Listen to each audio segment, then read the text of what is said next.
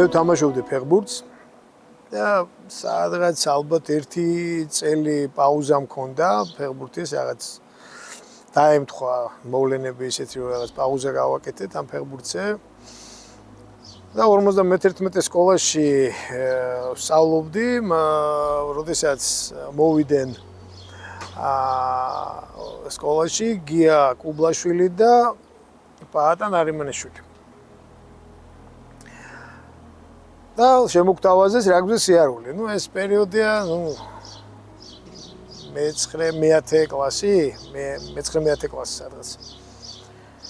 რაღაც დავინტერესდი, ჩაგვიჯდა რაღაც გონებაში, მთავარი ინიციატორი მე ვიყავი, რომ ამეყოლიებინა ეს ჩემი მეგობრები, საძმაკაცო 51 სკოლაში, კლასელები, პარალკლასელები და პირველი რაც იყო მაშინ ვერის პარკში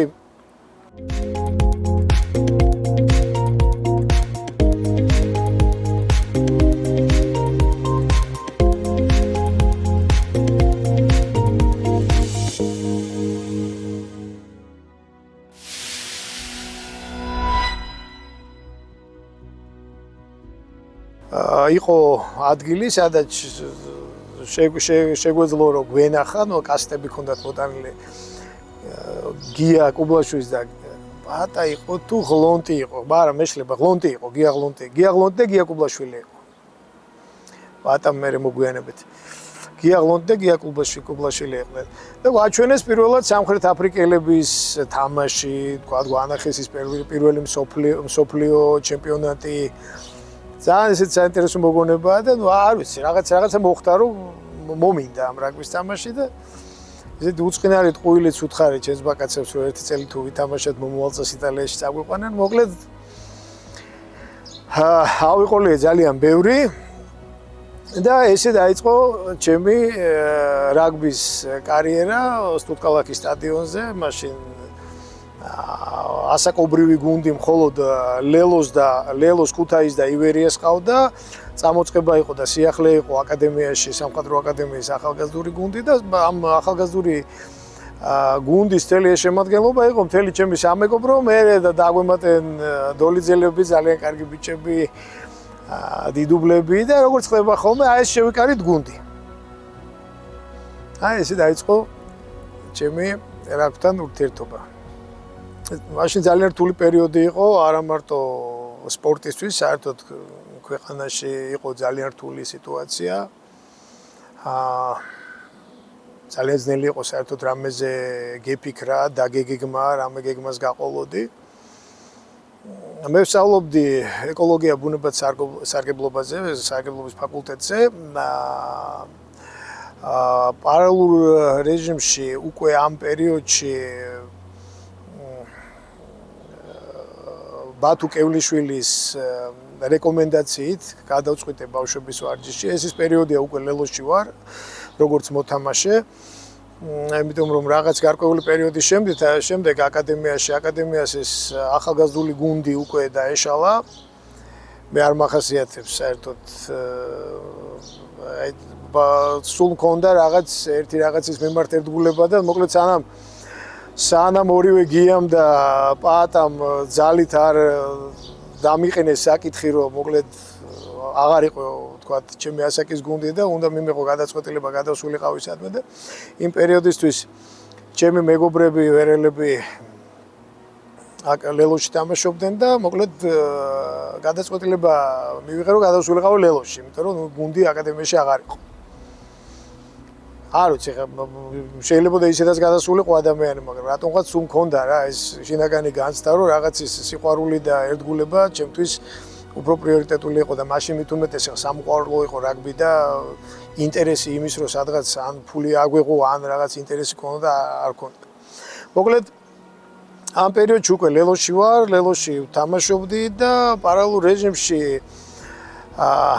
ბათუ კევლიშვილმა, ბათუს ბიჭი იყო ჩემი მეგობარი, ბავშვობის მაკაცი, დაეღუპა ბათუს შვილი და რაღაც ისე მოხდა, რომ ძალიან დათოს გარდაცვალების შემდეგ ჩემი და ბათუს ურთიერთობა სულ უფრო და უფრო ესეთი უფრო სხვანაირი გახდა და მჭიდრო გახდა და მაშინ ბათუმ შემომთავაზა უკვე მაგ პერიოდში მწვრთნელობა, ბავშვთა გუნდის მწვრთნელობა და უკვე მან შედგა ჩემი დებიუტი როგორც მწვრთნელის. საწყისისთვის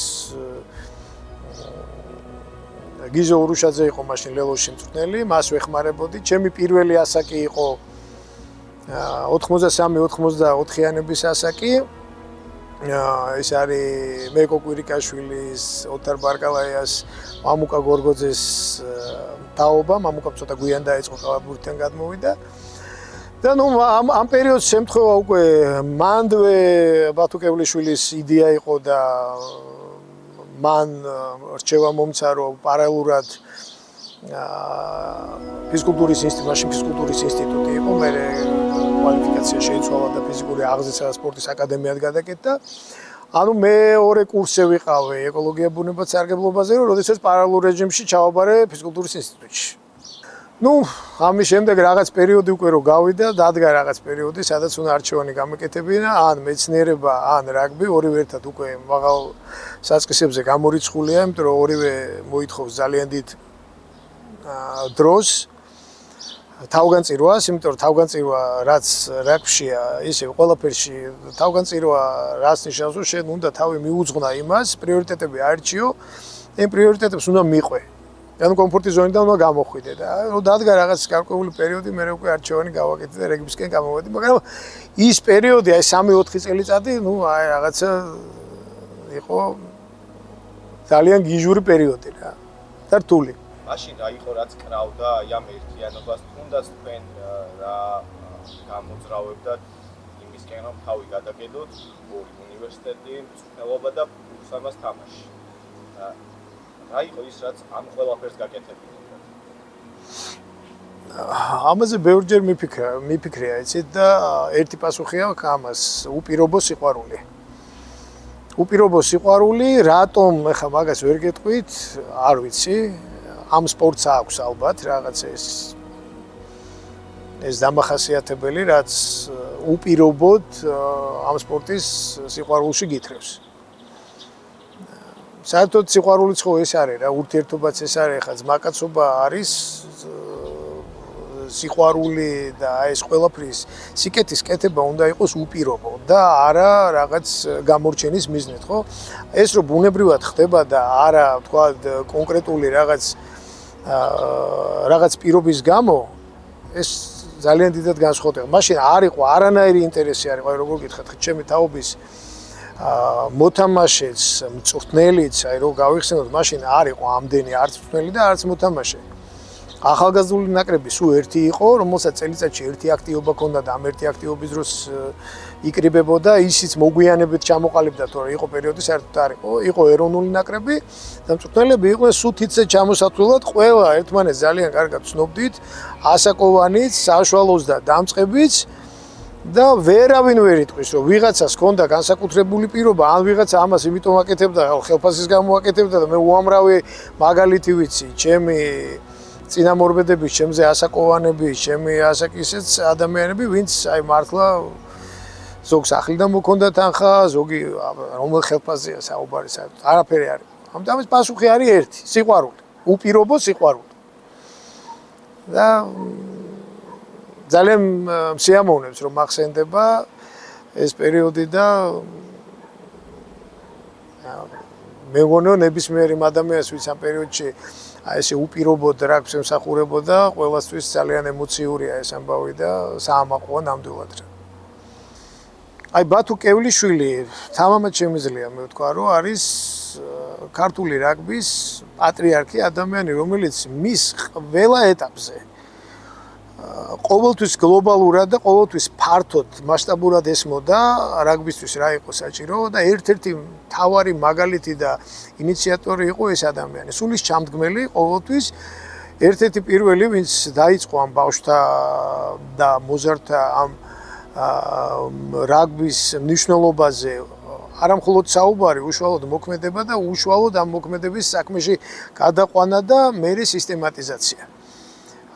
მე მახსოვს რომ ერთ-ერთი პირველი იდეა მისი, რომელიც იმ დროს როგორც გითხარით, სულ რამოდენიმე მწვრთნელი იყო აიტაცეს ადამიანების ჯგუფმა და ერთ-ერთი პირველი ინიციატორი იყო ბათუ კევლიშვილი, რომელმაც შექმნა ჭაბუკთა და მოზარდთა ლიგა, დღეს რაც ADB ლიგა არის. ეს არის ჩვენ განსხვავებული ტიპის ქვეყანა ვართ. ჩვენ არ ვართ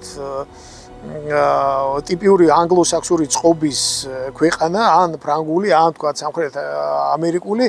ჩვენ და სამწუხაროდ ჩვენი სელექცია არ მოდის სკოლებიდან, ანუ ჩვენ აკადემიური სელექცია არ გვაქვს. ჩვენი სელექცია დაყრდნობილი არის კლუბებზე და კლუბები არიან თვითნაბადი კლუბები, რომლებსაც ემოციურად, სურვილიდან გამომდინარე დაიწყეს ამის კეთება და ერთ-ერთი პირველი პიონერი მეორე ბათუ კევლიშვილი იყო, ვინც ყველაზე დიდ აქცენტს აკეთებდა ბავშვებზე. და ეს სისტემა მე აეწყო და ამ სისტემის ნაწილი აღმოჩნდი, მე რამაც ძალიან დიდი როლი ითამაშა კიდევ მეორე ამ ადამიანმა და იმ ადამიანებმა, ვინც მაშინ ამ საქმეს აბსოლუტურად უანგაროდ აკეთებდნენ და წლიდან წლამდე მე ეს დაიხვეწა. მე გაჩნდა უკვე კლუბში იმის საჭიროება, თქვა კონკრეტული ასაკი ბმა როგორ ყოფილიყო, თქვა იყო დაწყვილებული ასაკები, ერთ-ერთი პირველი ასაკი თქვა იყო 81-ორიანები, მე იყო 3-4, მე იყო 5-6-7-8, ეს მთელი ჯაჭვი იმ პერიოდში, როდესაც მე უკვე მწვრთნელობდი კლუბში, სულად ყავდა. მე გაჩნდა იმის საჭიროება, რომ დაგვენახა რეალური სურათი იმის ქვევით ვინ მოდის.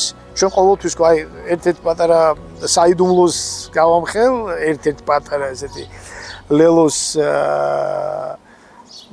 წარმატების ერთ-ერთი მცირედი, ყოველთვის იყო ხოლმე, რომ თუ კი რაღაც კონკრეტული ასაკი იყო, იმ ასაკის ქვევით ყოველთვის ჩვენ ყველაზე ადრე ყავდა ხოლმე ბავშვები და ეს ისე წამოვიდა, რომ იყო წლები, სადაც 4 წლის ბავშვები მოდიოდნენ და დაბოდიალობდნენ იქ.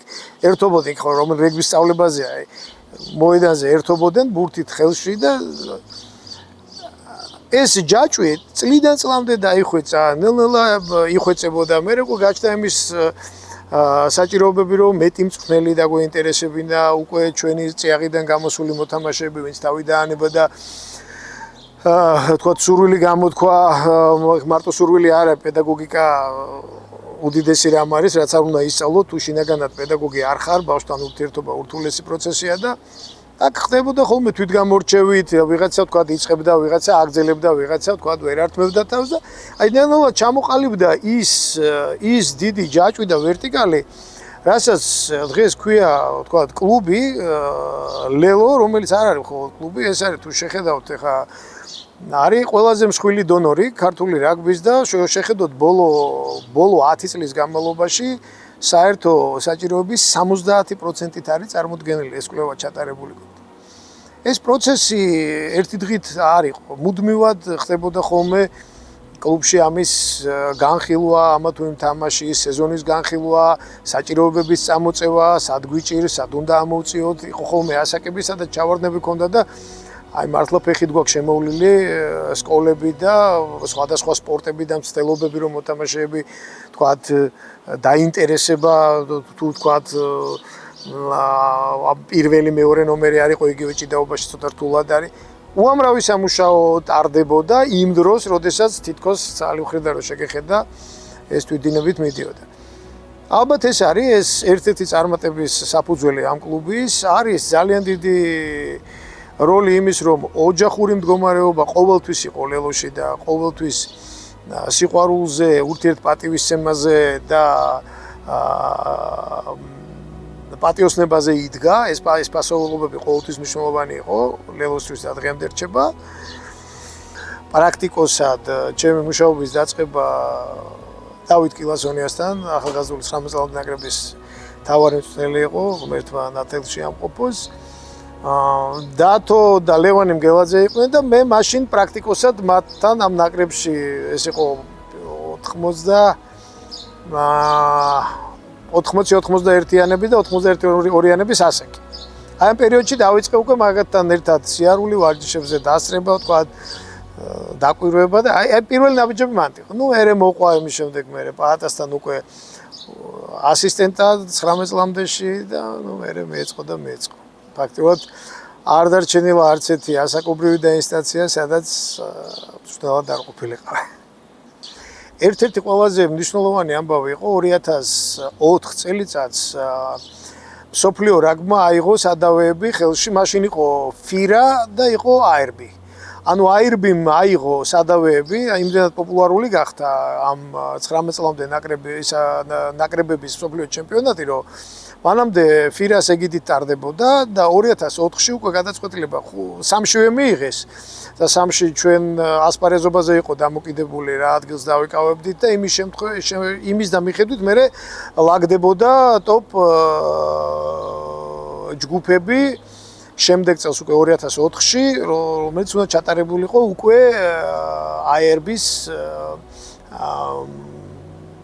ხელმძღვანელობით 2003-ში ჩვენ დასახულ მიზანს მივაღწიეთ 12 გუნდში უნდა მოხვედრილიყავით და მოხვდით და შემდეგ წელს ეს იყო აი როგორ გითხრათ რა რაღაცა ის სხვა სამყაროში შევაბიჯეთ პირველად მაშინ მოხდა რომ 2004 წელს პირველად მოხდი მაშინ სამხრეთ აფრიკაში ეს იყო ჩემი როგორც მთავარი მწვრთნელის დებიუტი ამ წელიწადს დამნიშნეს მთავარ მწვრთნელად ჩემი ასისტენტი იყო მაშინ ბადრი ბოხუა და აი ნუ რა როგორ გითხრათ რა ორი განსხვავებული სამყარო იყო იქამდე რაც მენახა და რაც ვნახე 2004 წელს დამეთანხმებიან მოთამაშეებიც პირველად რომ დურბანში ჩავედით და აეროპორტიდან ფეხი გავდგით უკვე აეროპორტშივე იგრძნობოდა რაგბის სუნი რასაც ქვია რა აი რაღაც ატმოსფერო ყველგან რაგბი ყველგან ამ შარქსის მოთამაშეების ბანერები ტელევიზორში რაგბი ნუ რა უთორო ჩაგერთო რაგბი იყო რა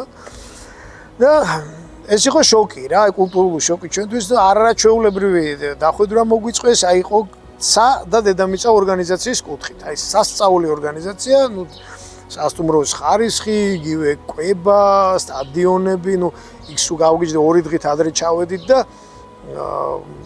შეკრებიდან ისე დაემთხვა ბილეთები რომ მოგვიწია 2 დღით ადრე ჩასვლა და იქ სტადიონები არ იყო ჯერ ორგანიზებული ვარჯიში და გავედით დურბანში სასტუმროს უკან იყო უზარმაზარი მინდვრები და დავიწყეთ პირდაპირ რეგბის თამაში გვიხეცი მანქანებს აჭერებდნენ გადმოდიოდნენ რეგბს თამაშობდნენ ნუ რაღაც სხვა სამყაროში აღმოჩნდით ეს იყო შოკი მართლა კარგი გაგებით ჩვენთვის და პატარა კურიოზი იყო მაშინ რომ მაშინ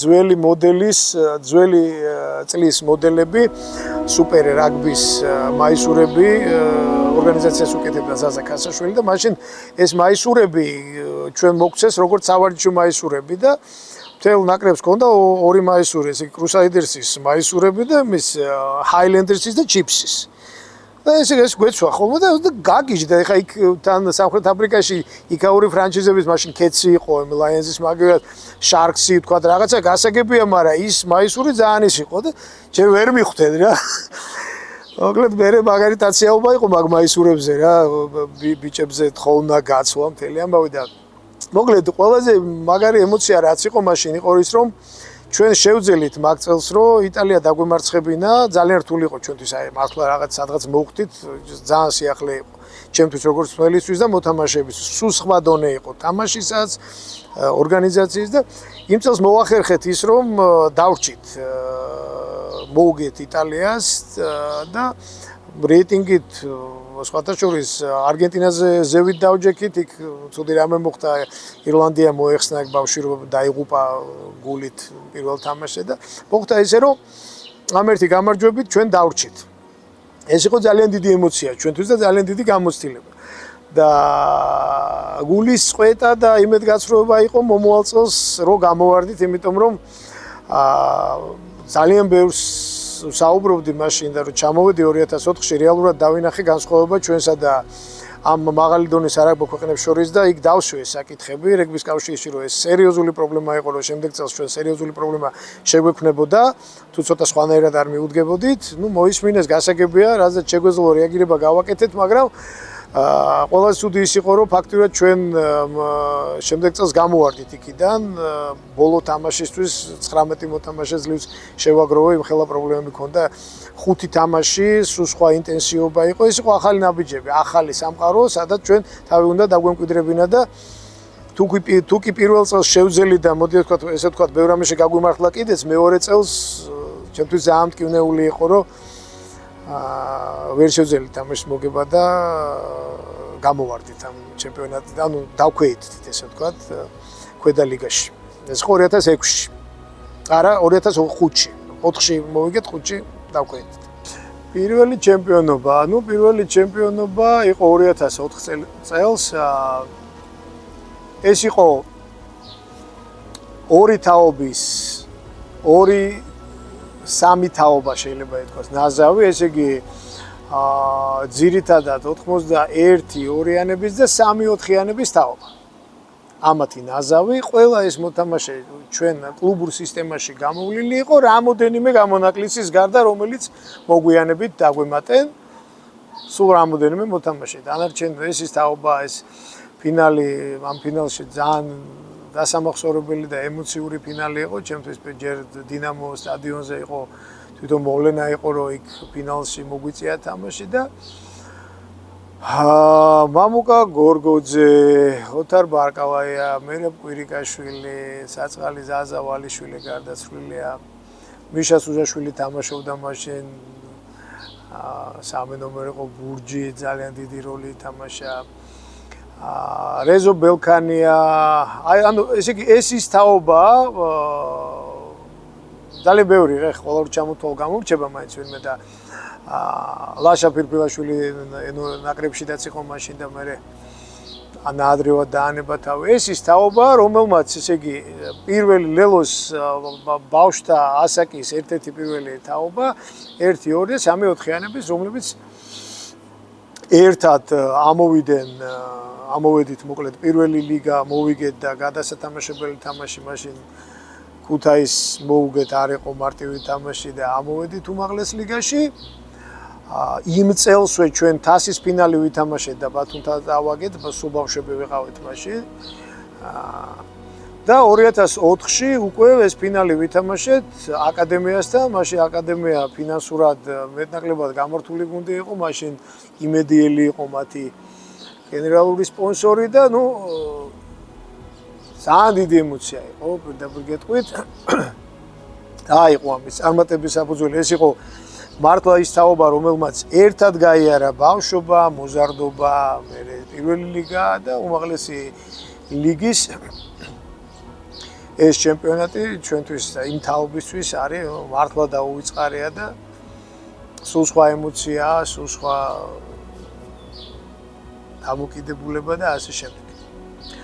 ამის შემდეგ გქონდა ჩვენ პატარა წვეტა, რას ნიშნავს წვეტა, მე ვერ ვიცი, ანუ ჩემპიონობა ჩვენ 2012 წლამდე მე ვეღარ გავხდით ჩემპიონი, მაგრამ ეს ის პერიოდია, მე თაობათა ცულა წავიდა, ძალიან დიდი გადინება ჰქონდა საფრანგეთში. რეალურად თქვენ ამ თაობასთან ერთად ამოხვედით და ეს იყო ერთ-ერთი პირველი, რომელიც ჩაიბარეთ, ხო? კი ბატონო, პირველი ხო, ესე იგი გიზო ურუშაძე ავარჯიშებდა ამ მაშინ ამ ბავშვთა ასაკებს და მე დავიწყე მასთან მწვრთნელობა, მას ვეხმარებოდი და ვსწავლობდი ბევრ რამეს. მაშინ და პირველი ასაკი, რომელიც ჩავიბარე, ეს პირველი ასაკი იყო 83-84-იანების ასაკი. ანუ მეკოს და მამუკას თაობა. და მაგათთან ერთად იმის ზედა თაობად მე ეს რომ გაერთიან და ეს იყო ერთ-ერთი პირველ მაშინ ფაქტობრივად ჩვენ განსაკუთრებით ზედა ასაკი 5-6 წელიწადი იყო ჩვენ შორის განსხვავება. მე როგორც მწვრთნელი ვიზრდებოდი, ისინი როგორც მოთამაშეები და დღეს ახლა საერთოდ განსხვავებასაც ვერ პოულობენ ასაკში ხა მე ხო იცი ზღვარი იშლება და ამის შემდეგ იყო უკვე ძალიან დიდი გადინება ჰქონდა ჩვენ 2005-ში, 6-ში, 7-ი აქ თასის ფინალები, ჩემპიონატის ფინალები 8-შიც წავაგეთ. არა, 12-მდე რა, 9-მდე წავაგეთ.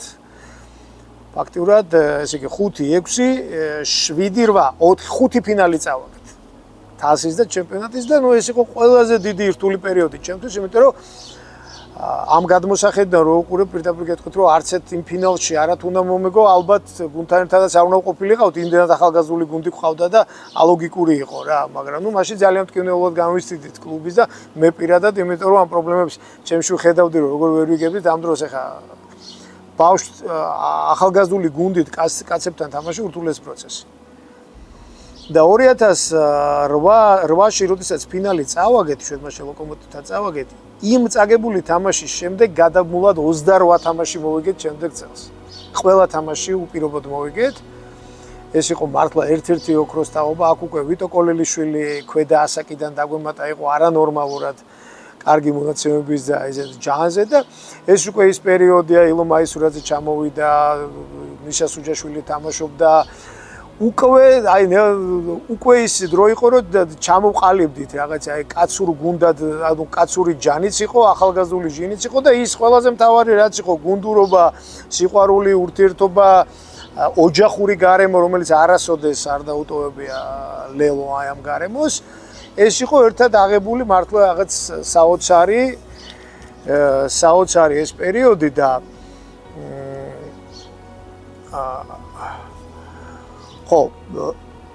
ხო, თავარი რა არის კიდე ამ პერიოდში ჩვენ დავემატეთ გიორგი კაჭარავა, რომელიც იყო მართლა ძალიან დიდი შენაძენი იყო ჩვენთვის და წლები გვაქვს ჩვენ, აი წლები მართლა ესე გავიარეთ. ჩვენ გქონდა ესე იგი ამ 2009-ის შემდეგ 2010-ის ბოლომდე ესე იგი რა ძალიან კარგი ეს გქონდა პერიოდი გქონდა 2000-ში ჩვენ თასიც მოვიგეთ მაგრამ ფინალი უკვე წავაგეთ ისევ ლოკომოტივთან აი ეს ფინალი ძალიან ცუდად მახსოვს, იმიტომ რომ ცოტა ვერ შევაფასეთ მოწინააღმდეგე და ეს ნამდვილად მოსაგები ფინალი იყო და ცოტა ზედმეტი მოგვივიდა, ესე თქვა, ამხელა წარმატების ფონზე, ძალიან ზედმეტად თავდაჯერებულები გავედით.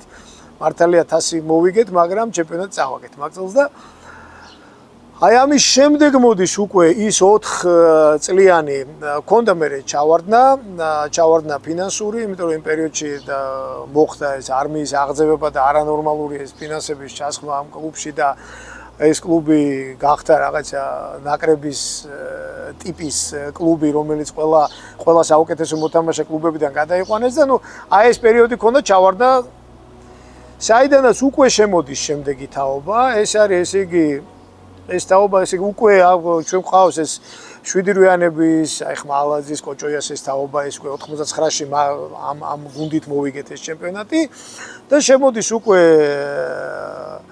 ხაჭაპურას თაობა და აი ამ პერიოდში უკვე ჩვენთან გადმოვიდა გიორგი კაჭარავა და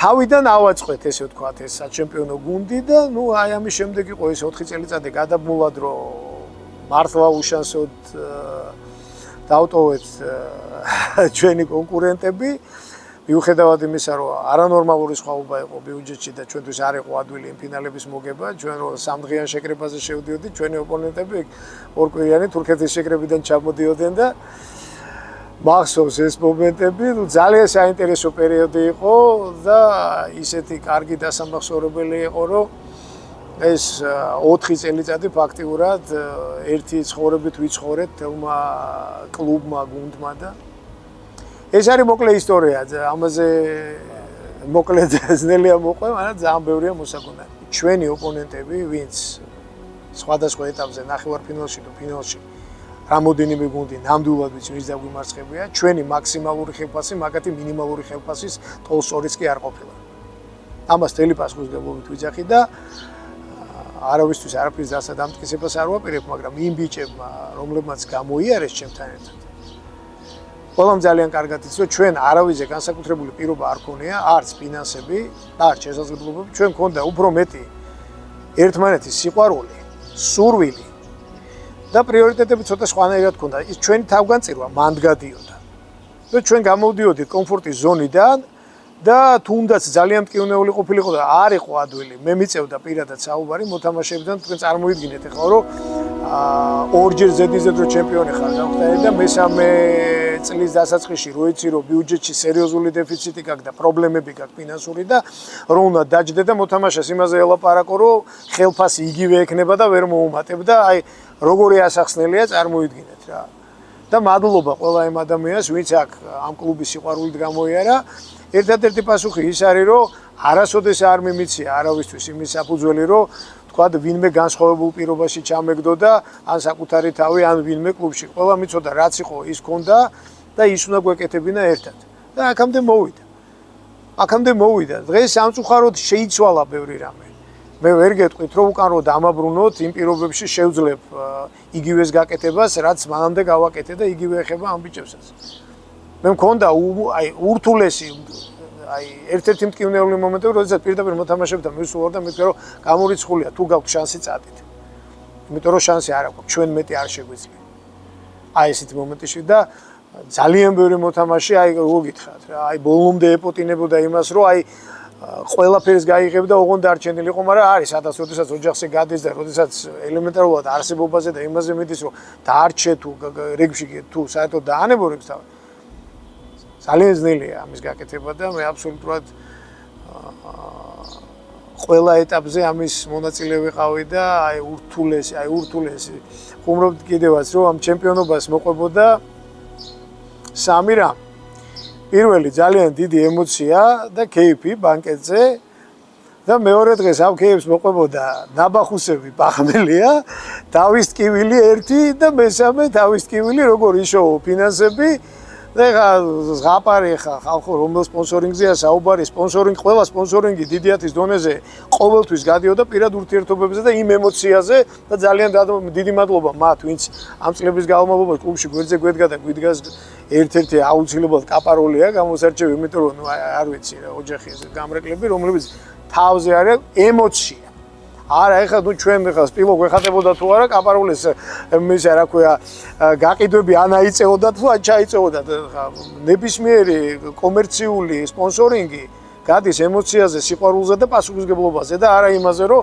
თქვა მოგებაზე გავა რომელიმე კომპანია რა წარმოიდგინეთ რა ამიტომ რთულია რა ჩემპიონობას დიდაჩი ნამდვილად არ მოაქვს ფინანსური კეთილდღეობები აქამდე არ მოქონდა და თუ დადგება ეს ბედნიერი დღე რომ ამით დაინტერესდება ვიღაცა კომერციული მხარე ამ ბიზნესი რომ ჩემპიონის დაფინანსება და ისეთი ფინანსები წამოვა რომ ამით რაღაც დოზით მაინც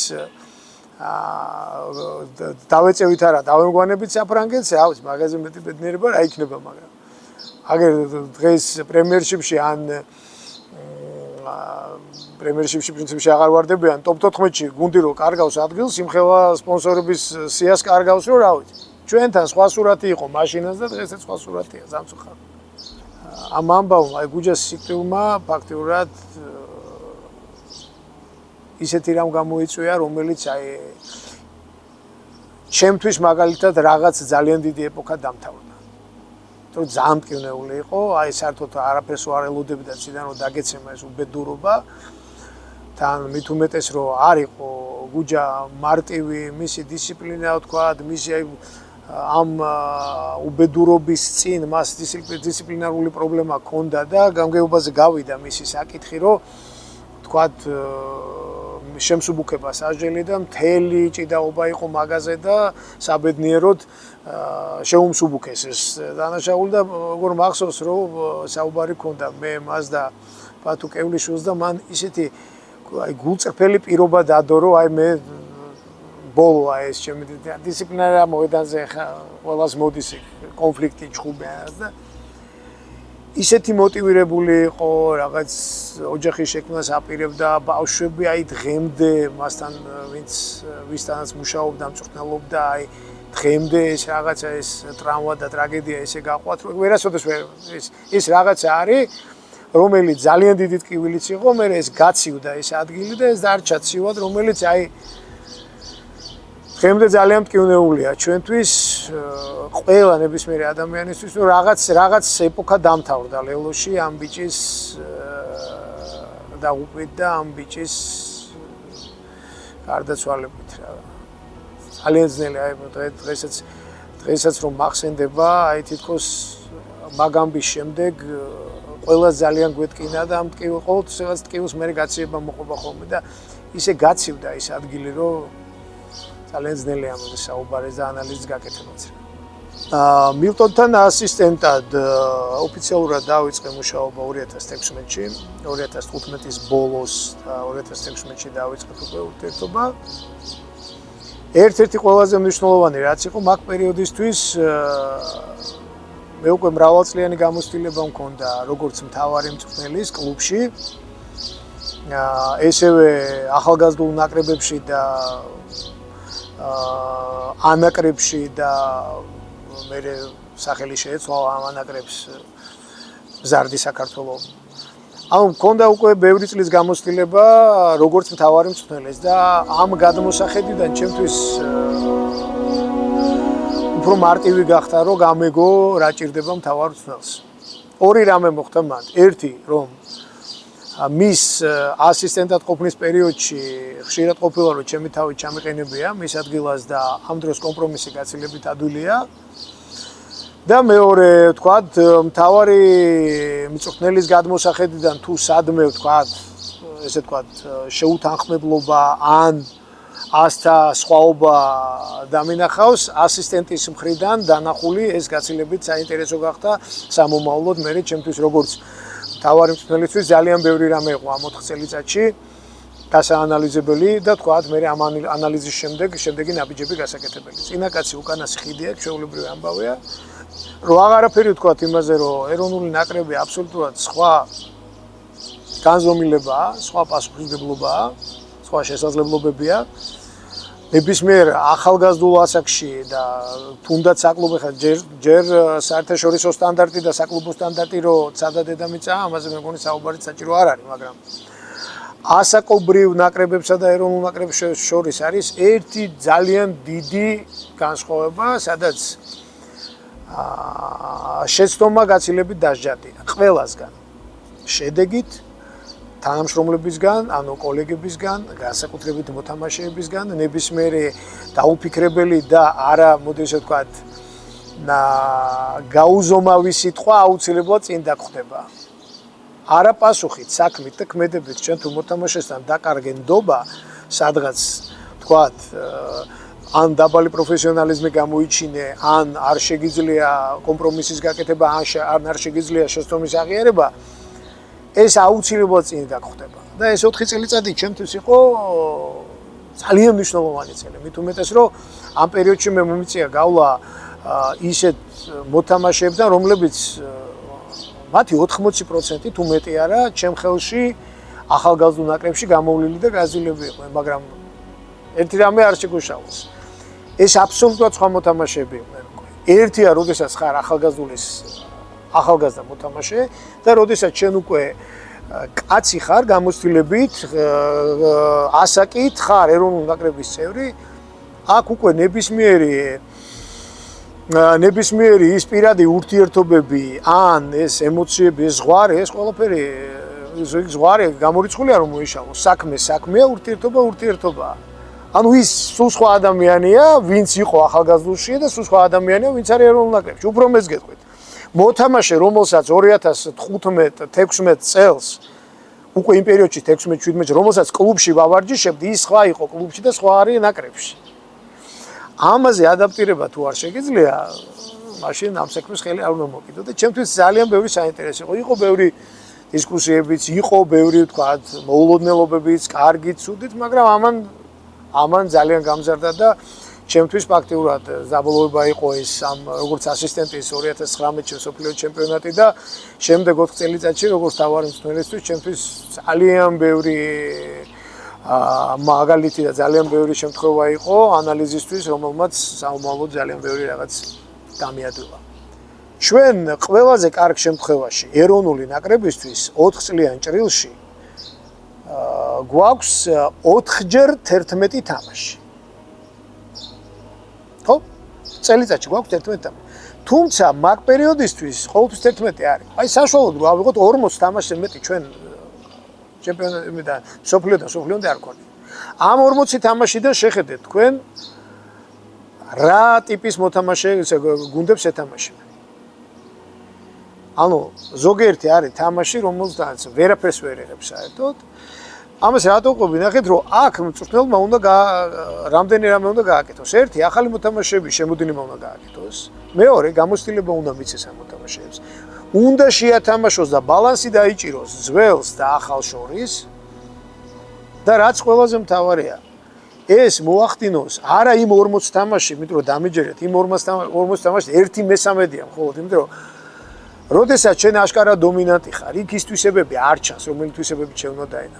ამიტომ ეს იყო ურთულესი პროცესი იყო, სადაც სწორად გავიარეთ, სადღაც არ გაგვიმართლა, სადღაც ალბათ შეცდომების დაუშვით, მაგრამ რატომ ვადარებ ამ ორს? ეს პროცესი გაცილებით უფრო გართულდა 2019-ის შემდეგ, იმიტომ რომ იქ რაოდენობრივად გაცილებით ბევრი მოთამაშე წავიდა და რაც ყველაზე მთავარია, ამას დაემატა ეს COVID-ი, რომელმაც ჩვენ 10-ჯერ უფრო მეტად დაგვაზარალა, ვიდრე თქვათ ევროპის ნებისმიერი ქვეყანა, ან ბრიტანული ქვეყანა, ან თუნდაც სამხრეთ აფრიკელები, ან თქვათ ზელანდიელები და ავსტრალიელები, რომ მათ მაინც შეძლეს რაღაც თავის გარემოში ჩაკეტვა, ჩვენ ფაქტიურად 20-ში რო დაიწყო ეს COVID-ის პერიოდი,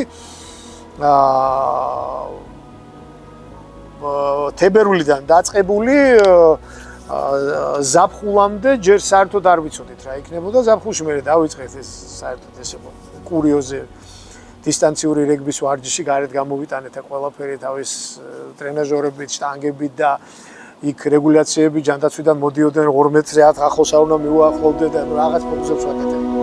და რაღაცა მოხდა მე ბედნიერება რომ მართლა უფლისგან წყალობა მოვიდა იქიდან 8-ში რომ დაგვამატეს იქ და ეს ტურნირი ვითამაშეთ, მაგრამ რამდენი პრობლემა წარმოედგინეთ. თაობათა ცვლა. და ეხა გვარები რომ დავასახელო, ეხა ვინმე არ გამომჩეს რა, 19-ის შემდეგ. მამუკა გორგოძე, გიორგი ნემსაძე, სუთიაშვილი, კაჭი,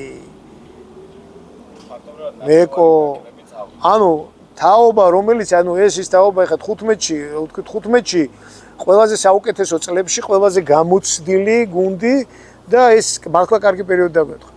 მერე გადინება იყო, მაგრამ 19-ში ძალიან დიდი გადინება იყო, პლუს დაემთხვა ეს COVID-ი და ყველაზე მთავარი რაც არის.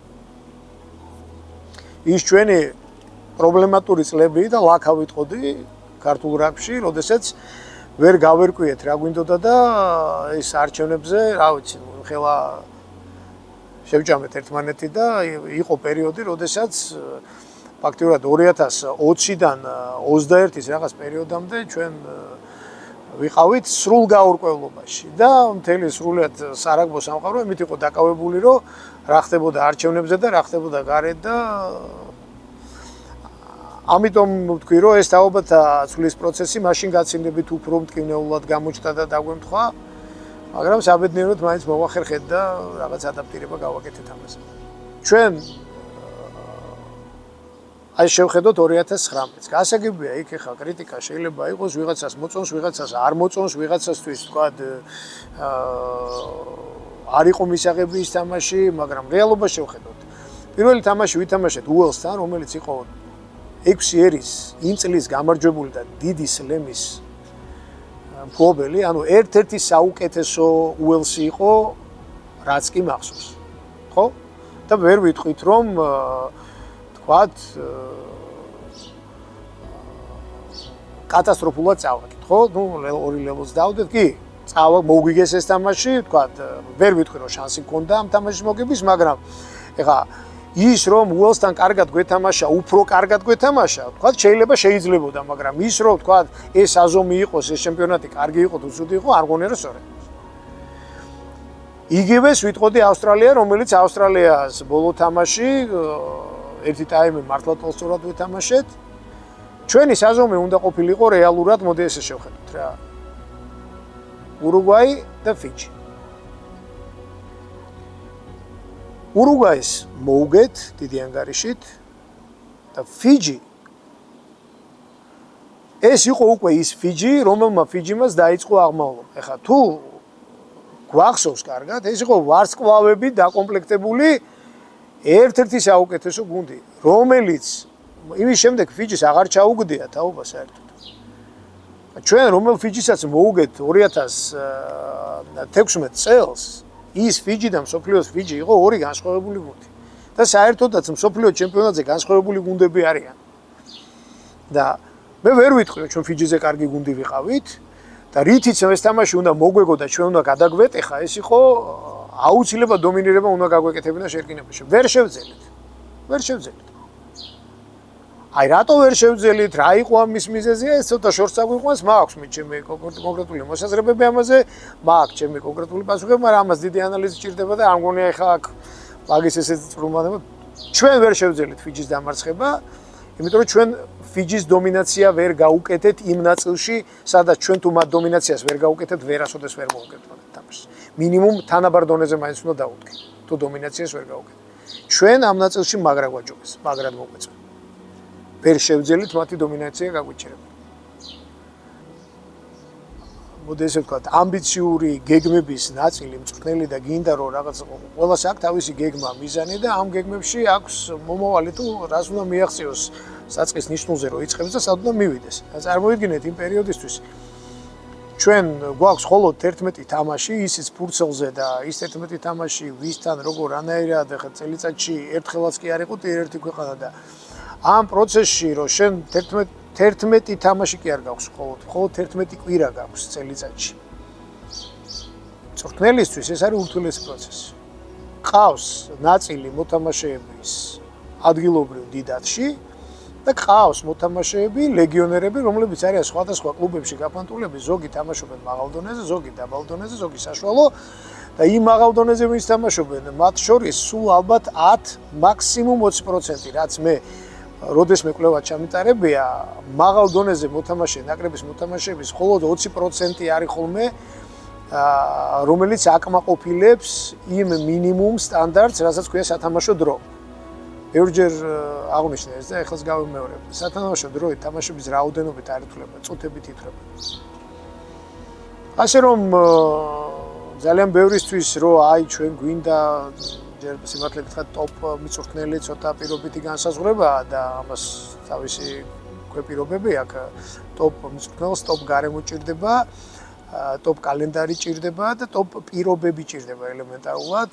თუ კი ეს ტოპ მწვრთნელი ხა შეგვიძლია რომ თქვათ რომ არის ვინმე და ამის გარდა მისი სურვილიც უნდა იყოს. ასე რომ ყოველთვის რთული პროცესი იყო საქართველოში უცხოელი სპეციალისტების მოძიება. ერთ-ერთ მთავარ მიზნად რაც დავისახე ამ პერიოდში, სანამ მქონდა ვთქვათ ეს პერიოდი და ლეგიტიმაცია რომ მე უნდა ყოფილიყავი მთავარი მწვრთნელი, რა თქმა უნდა რეგბის კავშირთან შეთანხმებით და მუდმივად პრეზიდენტთან ჰქონდა ამაზე შეთანხმება. დავიწყე სტაფის დაკომპლექტება და ყველაზე მით უმეტეს რომ გარდამავალი პერიოდი უნდა ყოფილიყო ჩემთვის, პირველი რაც გეგმაში დავისახე იყო ორი რამ. სტაფი და გუნდის მთავარი ფილოსოფია, სად მივდივართ, როგორ მივდივართ, რას ვაპირებ და ამაზე უნდა აეწყოს მთელი ეს სელექცია, იმიტომ რომ შენ თუ არ იცი რა ტიპის თამაში გინდა ითამაშო და რას ფიქრობ რომ გამოასწორო, მაგ შემთხვევაში სელექცია არის ჰაერში გამოკიდებული. ძალიან მტკივნეული იყო ჩემთვის და პირადად საკუთარ თავზე გადავიტანე ის თუ ერთბაშად ამდენმა სპეციალისტმა დატოვა ნაკრები და ჩვენ ვერაფერი ვერ მივიღეთ. ვერაფერი აბსოლუტურად გარდა იმისა, სანამ ისინი მუშაობდნენ. ამის ხო ყველაფერს თავისი პირობები აქვს. ერთი იმ პერიოდში რომ მუშაობ, მეორე რას დატოვებს ცოდნას და მესამე რა, ეს უწყვეტობა და გაგზელებადობა უნდა იყოს. ანუ ეს განვითარების კიბე როგორც მოთამაშეებშია, ესევე არის სტაფშიც, მწვრთნელებში. და პირველივე გეგმაში რაც დავისახე იყო ყველაზე ახლოს მდგომი ქართველი სპეციალისტები დაწყებული GPS სპეციალისტით და დამთავრებული კით მენეჯერით, სადაც კი მქონდა იმის საშუალება, რომ ქართველი შემომეწია, ყველა ქართველი შემოწია. პირდაპირ გეტყვით, ახლა პასუხისმგებლობა ყოველთვის ერთ კაცზე გადის. ეს არის მთავარი მწვრთნელი. მე არ უნდა ნოპირიქით ძალიან ვამაყობ ჩემი საქციელით და დღემდე თუ დღეს ჩვენ გვყავს სრულფასოვანი ქართველი სპეციალისტები, მათ შორის ანაკრებო ვერტიკალში დღესაც ყველგან. ეს არის ნდობის ნაწილი, რომელიც ნდობაც რაღაც გარკვეულ პერიოდში გამოუცხადა და ნამდვილად გაამართლეს და ძალიან არის ხორთული გადაწყვეტილება მისაღები. ჩვენ ქართველებს საერთოდ გვახასიათებს რა, გაფეტიშება და რაღაც მეტანიების კეთება არა ქართველის მიმართ. და ამ დროს გვყავს ქართველი, რომელსაც მარტივად შეუძლია იგივე საქმე გააკეთოს, უბრალოდ სამწუხაროდ ქართველია წყალებში და არ არის გვარად არა ქართული წარმომავლობის. 20-20-ის ის შესაძლებლობა, რაც ამ კოვიდიდან გამომდინარე თუ რამე კარგი მოხდა, ეს ნამდვილად მოხდა შემოდგომის 1-ზე, როდესაც ფიჯისთან ერთად დაგვამატეს, ეს იყო არა ჩვეულებრივი შესაძლებლობა ჩვენთვის და თამამად შემიძლია თქვა და ნებისმიერი სტაფის წევრი გაიხსენებს თუ ჩვენ როგორ შევხვდით ამ ტურნირს და როგორები გავხდით ამ ტურნირის შემდეგ. მარტივად რომ აგიხსნათ ჩვენ 40 დღის განმავლობაში, იმიტომ თავის მოსამზადებლით ჩვენ შოტლანდიას ვეთამაშეთ ედინბურგში და ამის შემდეგ ერთი თვე ვიყავით ჩაკეტილები პენიხილის ტერიტორიაზე ლონდონში ამ ინგლისის რაგბის სარაგბო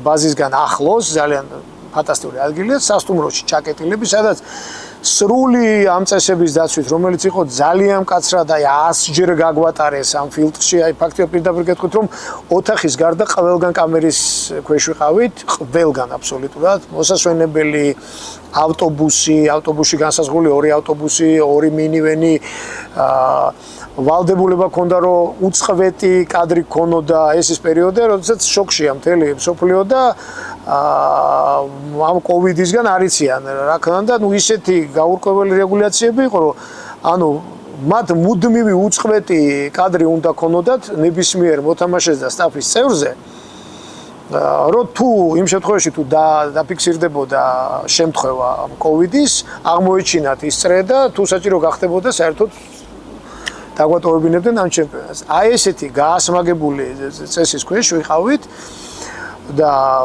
ეს იყო რთული მხარე, რა თქმა უნდა. ამის გარდა შემოწმებები, მუდმივი შემოწმებები ამ კოვიდ ტესტებზე, უსაფრთხოების ალბათ რამდენი გეტყვით 6 შიგნით, 4 გარეთ, 6 ადამიანი ჩვენთან ერთად ცხოვრობდა. ჩვენთან ერთად ამ ბაბლში ჩაკეტილი და ჩვენთან ჩვეულებრივად ისე დავახლოვდით მე ფანტასტიკური ადამიანები და ამ პერიოდმა მოგცა ჩვენ ის რომ რო შევადაროთ ახლა რა ვიყავით 20-მდე და რა 20-ის შემდეგ არის 2 განსხვავებული სურათი. და რატო? ჯერ ერთი პირველად მოვხდით ესეთ ფორუმზე და პირდაპირ გეტყვით რა. სოფლიო ჩემპიონატის და 6 ერის ორგანიზებით იყო 6 ერის და სოფლიო ჩემპიონატის ორგანიზება რო შეადაროთ არის ცა და დედამიწა. გაცილებით მაღალი დონის და გაცილებით მაღალი სტანდარტების ორგანიზაცია ვნახეთ. მსგავს სიტუაციაში ჩვენ არ ყოფილვართ. ყველანი გავიზარდით მოთამაშეების სტაფიცებით.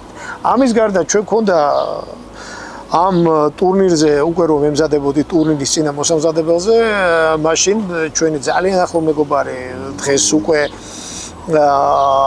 იაპონიის მაღალი მიღწევების დირექტორი მარკი განი, ეს იყო მსოფლიო რაგბის მაღალი მიღწევების დირექტორი, მან შემოგთავაზა, გია ნიჟარაძე შეთავაზა ესეთი აზრი, დევიდ ჰემფრიზი, რომელიც არის ძალიან დიდი მეგობარი, ჩვენ მეგობრობთ, ჩვენ ძალიან ახლო ურთიერთობა გვაქვს მარკთანაც, დევიდთანაც. შემოგთავაზა დევიდი 6 წლის განმავლობაში იყო მაღალი მიღწევების დირექტორი გლოსტერში, საკმაოდ მაღალი შედეგებით. და ამ პერიოდისთვის შემოგთავაზა დევიდი როგორც ჩემ მენტორად. ანუ ამ ტურნირზე გამომდინარე იქიდან რომ ესეთი ფორუმი და ესეთი გამოცდილება მე არ მქონდა, შემოგთავაზა რამდენად თქვათ მისაღები იყო ჩვენთვის რომ აქ ყოლოდა მენტორი. ეს იყო ძალიან დიდი შესაძლებლობა ჩემთვის, ძალიან დიდი ფუფუნება ვიტყოდი, არა მარტო ჩემთვის ყველასთვის და ჩვენ გავატარეთ აი 40 არაჩვეულებრივი ფანტასტიკური დღე თელმა სტაფმა მოთამაშეებმა ერთად, სადაც იყო ყოველდღიური ლაბორატორია იმის თუ ყოველდღე როგორ გავზრდილიყავით. რა იყო დევიდის საქმე? დევიდის საქმე იყო აბსოლუტურად ყველაფერი, აკვირდებოდა გარედან, ებსწრებოდა ყველა მწვრთნელების კრებას, გუნდის კრებას.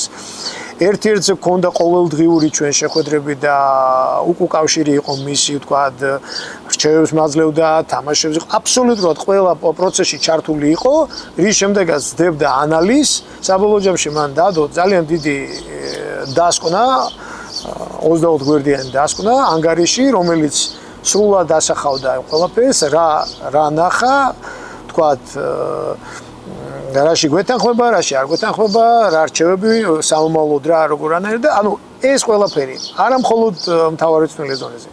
ყველა სპეციალისტი, ფიზმომზადება, GPS-ი, ტექნიკური მწვრთნელები, სამედიცინო სტაფი, ყველასთან აბსოლუტურად ძალიან დიდი სამუშაო ჩაატარა და მინდა გითხრათ, რომ აი ამ 20-20-ის შემდეგ ჩვენ ალბათ ვიტყოდი, რომ 180 გრადუსით შევცვალეთ ჩვენი მუშაობის სტილი, ვექტორი, დამოკიდებულება და უკვე დავიწყეთ იმისკენ სვლა თუ ჩვენ რა გვჭირდება და იმისთვის რომ ყოფილიყავით იმ ტიპის სარაგბო ნაკრები ვისთან გატოლებაც და ვისთან მოგებაც გვინდა.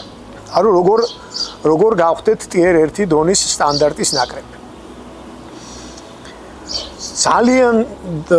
ძალიან დიდი მასალაა ამაზე და უამრავი შრომა გავწიეთ და მადლობა დღესაც დევიდს ეხლა ჩამოვა სხვათა შორის ირლანდიის თამაშზე აუცილებლად დღეს არის ირლანდიის მაღალი მიღწევების დირექტორი და ჩვენ დღემდე ურთიერთობა გვაქვს, კონსულტაციები, ძალიან ბევრ ამაში პირადად მეხმარება, ძალიან ბევრ ამაში გვაქვს ეს კომუნიკაცია და ეს იყო აი ვიტყოდი გარდამტეხი, მიუხედავად იმისა, რომ ძალიან დიდი კრიტიკა შეხვდა მაშინ და ნუ აი აბსოლუტურად დაუმსახურებელი კრიტიკა, იმიტომ რომ რასელოდენ ჩვენგან 8 თვის აბსოლუტურად უვარჯიშებელი და უთამაშებელი ნაკრები თბილისში შევარდენზე გამოკეტილები აბსოლუტურად უმოტივაციოდ კი არა, აი უმიზნოდ საერთოდ და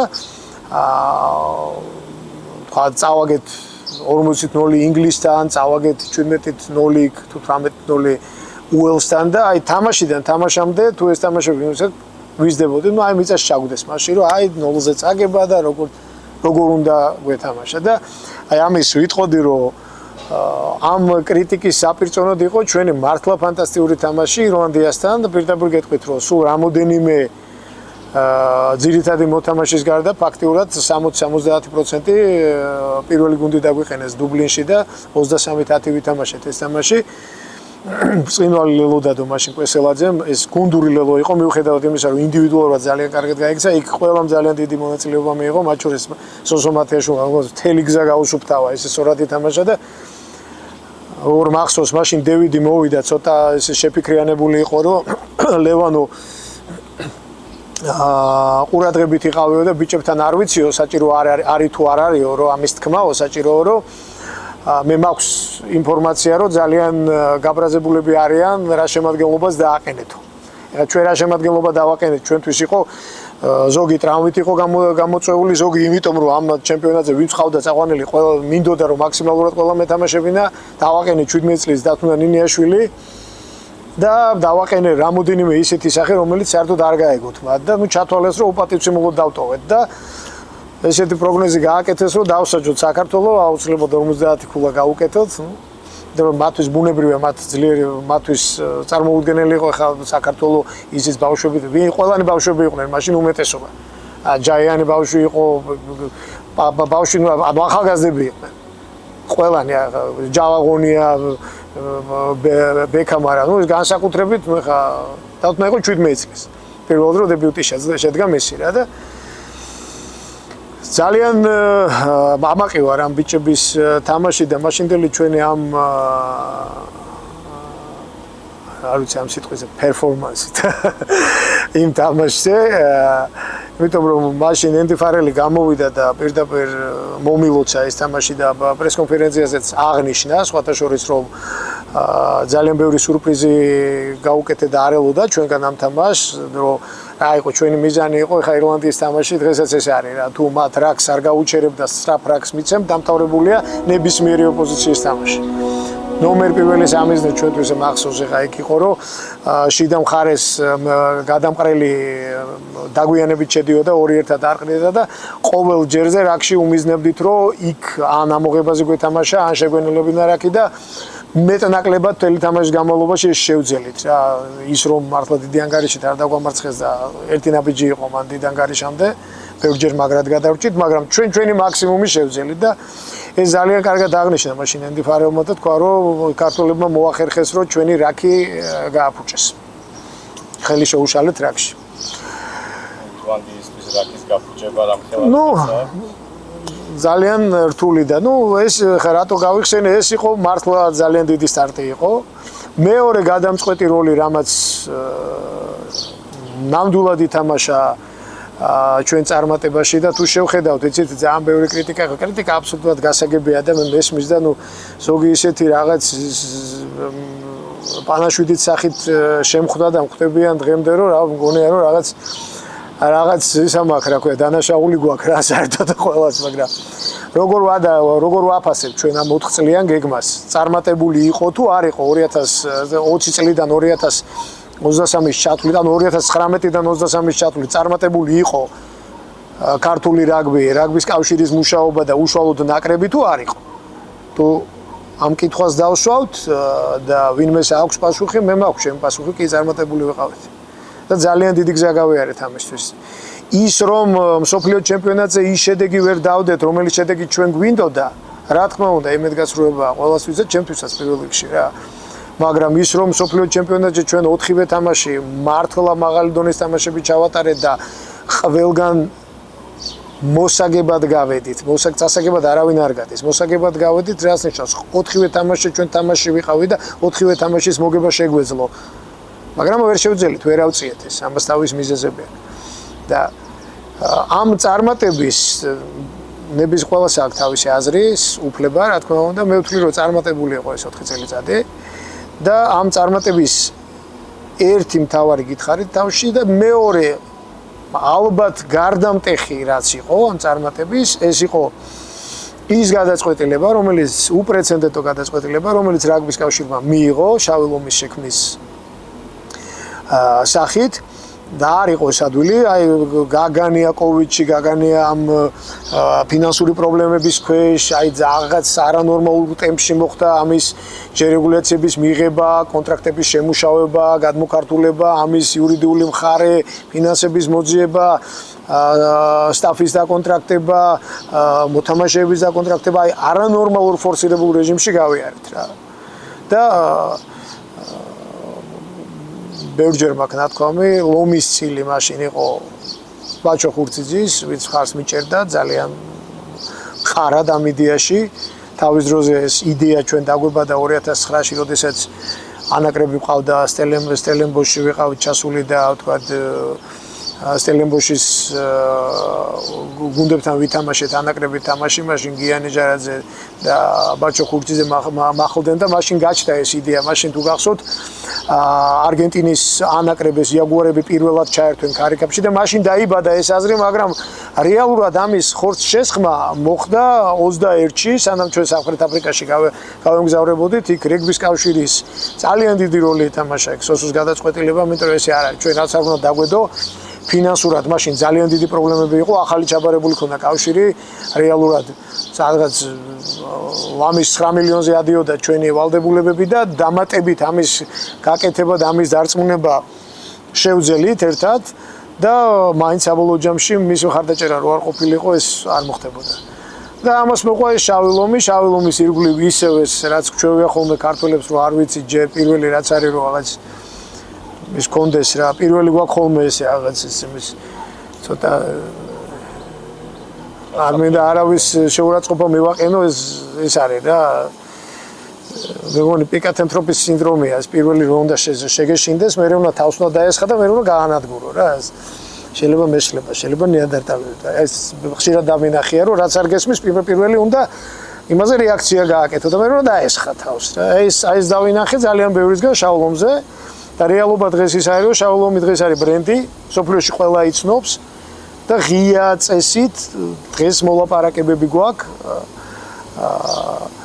და ძალიან დიდი ისტორია დაწერა უკვე ამ კლუბმა ამ 4 წელიწადში, თავის დიდი გამარჯვებებით, კლუბი არ არის ფრანჩიზა და გარდა ამისა, რომ ეს ისტორია გავიარეთ და არაერთი ტურნირი ვითამაშეთ უკვე და 2 ძალიან ხმამაღალი გამარჯვებაც მოვიპოვეთ, რომ აღარაფერი თქვათ ის 4 ტიტული, რომელიც სუპერ ევროპის რაგბის სახით წამოვიღეთ, ამის გარდა დღეს ყველა მიცის აბსოლუტურად და ყველასთვის ანგარიშგასაწევია და ყველა მიცის რა არის შავი ლომი და ჩვენ 4 წლიან სტრატეგიულ გეგმაში პირდაპირ წერია და მსოფლიო რაგბთან შეთანხმებულია სტრატეგიულ გეგმაში რა როლი აქვს შავ ლომს და ჩვენ სტრატეგიულ გეგმაში ნამდვილად არის მაღალი დონის ტურნირზე შესვლა, სადაც გვექნება მუდმივი თამაშები და რეგულარული ხარისხი, რაზეც ავაწყოთ ყველას. აი ეს არის ამან ითამაშა ძალიან დიდი როლი. მარტივ ციფრებს ვიტყვით 52% უელსთან მოგებულ თამაშზე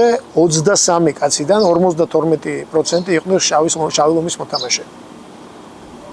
52%. 50% იყო იტალიასთან, 50% იყო იაპონიასთან.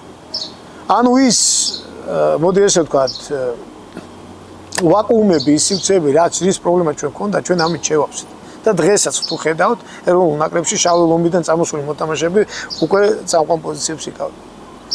ის რის საშუალებასაც არ გვაძლევს სოფლიო რაგბი თავის კონსერვატორული ხედვით და ჩაკეტილი სისტემით, ჩვენ გვაქვს უკვე იმის საშუალება, რომ მინიმუმ 50% ნაკრების მოთამაშეებთან ვიმუშაოთ მუდმივად მთელი წლის განმავლობაში და ამიტომაც იყო მთელი სტაფი შავი ლომი დამთავრდებოდა, ნაკრები იწყებოდა, ნაკრები დამთავრდებოდა შავი ლომით. აი ეს არის შედეგი. თუ ვინმე მეკითხება და ალბათ მე მგონი მეკუთვნის ეგ კითხვა, რომ ვიღაცამ დამისვას კითხვა არის თუ არა შავი ლომის დამსახურება იმაში ამ წარმატებაში, რა ვიცი, ვიღაცის შეიძლება ეს წარმატებაც არ არის უელსთან და იტალიასთან მოგება და გინდა იაპონიასთან მოგება და გინდა სკარლეტსთან და ვანთან, მაგრამ თუ ვინმე მეტყვის და მეკითხება, ერთ-ერთი ლომის წილი ეს არის.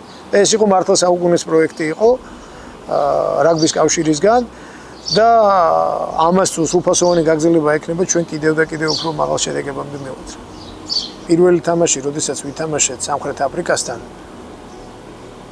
ეს იყო ჩემთვის ძალიან საინტერესო და ძალიან ბევრ რამაში რაღაც გადაფასება მოხდა, იმიტომ რომ ახალგაზრდა გუნდი აბსოლუტურად არათანაბარ პირობებში, ესე იგი წარმოიდგინეთ გუნდი სოფლიო ჩემპიონი სრული შემადგენლობით, აი მართლა საუკეთესო შემადგენლობით და ჩვენ ესე განახევრებული შემადგენლობით, ბავშვებით და ჩვენ პირველი ტაიმი ფაქტიურად თანაბარი ანგარიში ვითამაშეთ კი არა და ვიგებდით 3 ქულით პირველ ტაიმს, ტაიმის ბოლოს დაჯდა ისეთი ანგარიში პირველი ტაიმი. ეს არ იყო პატარა ამბავი.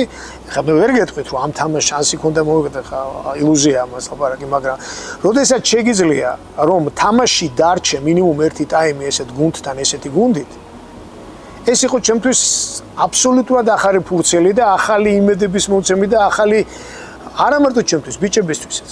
აი იქ რაღაც შეიცვალა ჩვენში პირდაპირ კითხვით. ძალიან სამწუხაროა მე რაც მოხდა, იქ ხა ძალიან ბევრი ცუდი რაღაც მოყვა ამას, იმიტომ რომ ბევრი დრო გავიდა და იმის შემდეგ ძალიან ბევრი მეგობარი მყავს სამხრეთ აფრიკაში, რომელმაც ძალიან გულით მიიტანა ჩემი ამბავი და ჯერ ბოლო-ბოლო ის ექიმები, ვინც თავზე გადამყვენ იქ დღემდე მეგობრობ და სარაგბო წრიდანაც ახლა მე 4 თვე ცხოვრობდი აფრიკაში და ძალიან ბევრი მეგობარი მყავს, მაგრამ იქ მოხდა ბევრი რამ არასწორი, რაც პირდაპირ გეტყვით რომ ვიღაცებმა გულები დაიწერეს და პირიქით აქეთ ჩვენსკენ გამოიშვირეს ხელი, რაც არის სრული აბსურდი, იმიტომ რომ ჩვენ აქ ოჯახი არ ვიცოდით, დედა, მამა, შვილი და ცოლი და ავით შეყვარებული ჩაკეტილები ვიყავით მარტყოფში, სრულად იზოლირებულები, ჩავედით აბსოლუტურად ერთი შემთხვევა არ ქონია და ყველამ კარგად იცის რომ ჩვენ ვირუსი მოგვიტანა ლიეზონმა, რომელიც თვითონ მოგვამაგრეს, სამწუხაროდ ის ადამიანი გარდაიცვალა მერე,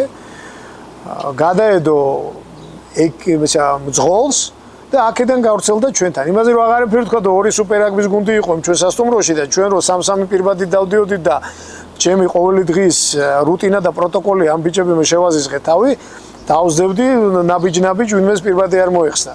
წარმოიდგინეთ და ესენი აბსოლუტურად პირბადის გარეშე თამაშის შემდეგ მიდიოდნენ, მოდიოდნენ, ანუ ჩვენგან ყველაფერი დაცული იყო, მათგან არაფერი დაცული არ იყო. და მაგის მაგალითად გითხარით 40-50 დღე ვიყავით ფაქტიურად, ერთი შემთხვევა არ ქონია ინგლისის შემთხვევაში წინა წელს. და იმის ჩვენსკენ ხელის გამოშვერა რომ საქართველოს ჩამოიტანა, ეს გაპარია ეს. ეს ინფორმაციისთვის, იმიტომ რომ ამას მე აღარ გამოვეკიდეთ, ძალიან ეს იყო გაღიზიანება იყო რაგბის კავშირი და მაგრამ მე რომ ჩემი ამბავი რომ ეს დადებითად დამთავრდა, აღარ გამოვკიდები ვართ ამ თემას, მაგრამ იყო ამით სპეკულაციები, ჩვენგან უყურადღებობა არაფერში არ ყოფილა, სამწუხაროდ ჩაიშალა ეს თამაში. მაგი კი არა მახსოვს რომ ჰოსპიტალში რომ ვიწექი და ერთი 7 ბიჭი კიდე ცალკე იზოლირებული იყო, იმას ვითვლიდი ბოლოს სალამ გავითიშებოდი, მე მიმოწერებით მახსოვს უკვე ეს თორე ესე აღარ მახსოვს, აღვიდგინე რომ იმაზე ქონდა ჭიდაობა რომ შოტლანდიასთან თბილისში იქნებ ვიღაცა დაგვემატებინა და მაინც არ გაუქმებულიყო, მაგრამ ასე თუ ფაქტიურად ისეთი კატასტროფული სისწრაფით და არითმეტიკული პროგრესიით წავიდა ეს დელტა შტამი იყო მაშინ უკვე იმ პერიოდში მე როდესაც დაუმძიმდი დღე მე ჩემი ექიმი ქართველი სხვათაშორის ფანტასტიკური ადამიანი ვახტანგ რეხვიაშვილი რომელიც წლებია სამხრეთ აფრიკაში მოღვაწეობს ის მეყვებოდა დღეში 40-50000 შემთხვევა იყო სამხრეთ აფრიკაში აი არანორმალური აფეთქება იყო ამ დელტა შტამის და ის ეცალა რაგბისთვის კი არა და ამან ძალიან დიდი როლი ითამაშა ნუ ჯერ მარტო იმიტომ რომ ცოტა სხვანაირად დავაფასე ცხოვრება და სხვანაირად დავაფასე ძალიან ბევრი რამ გადაფასება მოხდა ბევრი რამის შემთხვევაში მადლობა ნამდვილად მადლობა უფალს რომ სხვანაირად მე ვერ გადარჩებოდი ნამდვილად მადლობა იმ ექიმებს ვინც ძალიან დიდი შრომეს ჩემთვის და აი შესაშური ოპერატიულობა გამოიჩინა რაგბის კავშირმა უშუალოდ სოსო თხემალაძემ მას რო ესე ოპერატიულად არ ემოქმედა გამორიცხული იყო ამიტომ რომ მე სააქაოს არ ვიყავი ნამდვილად არ ვიყავი თქვენ უკეთესად გემახსოვრებათ ყოველდღე ვკვდებოდი და ფაქტიურად ბევრი რამე მომცა უფრო მეტი შეუპოვრობა, უფრო მეტი ბრძოლის უნარი, იმიტომ რომ აი ზღვარზე გავდიოდი. არა მარტო მანამდე, აი უკვე რო გადარჩი და კომიდან გამოვედი, ის ერთი თვე სანამ იქ ვიყავი და თბილისში ჩამოვიდოდი, ნუ ჩემთვის ყოველდღე სიკვდილის სიცოცხლის ბრძოლა იყო, იმიტომ რომ არაფერი არ მიმუშავებდა ტვინის გარდა ფაქტიურად. აქ რო ჩამოვედი და აქ უკვე მოედანზე ერთი თვის შემდეგ გამოვედი და აქ იმის მოჩვენებას ავედი აჭრდილივით რომ გამოვეცხადე ბიჭებს ეს კიდე ცალკე ამბავი იყო და მიუღწევადი არაფერი არ არის ბრძოლას ყოველთვის აქვს აზრი ფასეულობების გადაფასება მოხდა ძალიან ბევრი რამის შემში მაშინაც ბევრჯერ თქვი და ეხლა მაგას ვიმეორებ რომ ხშირად არის ხოლმე რომ თავარს ვერ ვხედავთ საქმეში და ისეთ დეტალებზე ვიშლით ნერვებს, უკარგავთ ენერგიას და რაც ყველაზე მთავარია ჩვენ გარშემო აბსოლუტურად უაზროდ გულს ვტკენთ სხვას და აბსოლუტურად უსარგებლოდ შევდივართ ესეთ რაღაცებში, რაც არათუ ჩვენთვის დამაზიანებელია, სხვისთვისაც დამაზიანებელია და საბოლოო ჯამში საქმისთვის დამაზიანებელია. აი ამის გადაფასება ძალიან მაგრად მოხდა ჩემში, ვერ გეტყვით რომ სრულად შევიცვალე, როგორც კი კარგად გავხდი, მე რაღაცები დამოვიწყდა, მაგრამ სულ მახსენდება ხოლმე და უბრუნდები. გათვალისწინება და გარემო ფაქტორებზე რაღაცების დაბრალება ეს ყველაზე მნიშვნელოვანი ნაწილია, რაც მაგრად გიშლის ადამიანს ხელს. ამ ნაწილშიდაც მგონია ვთვლი, რომ ცოტა მეტად გავიზარდე და რეალურად მივხვდი რომ თუ რამის გადაწყვეტა და თუ რამის შესვლა გინდა ცხოვრებაში პირველ რიგში შეცვალო და მიზეს ყოველთვის მოძებნე ყოველთვის და ამ კუთხითაც ძალიან დამეხმარა.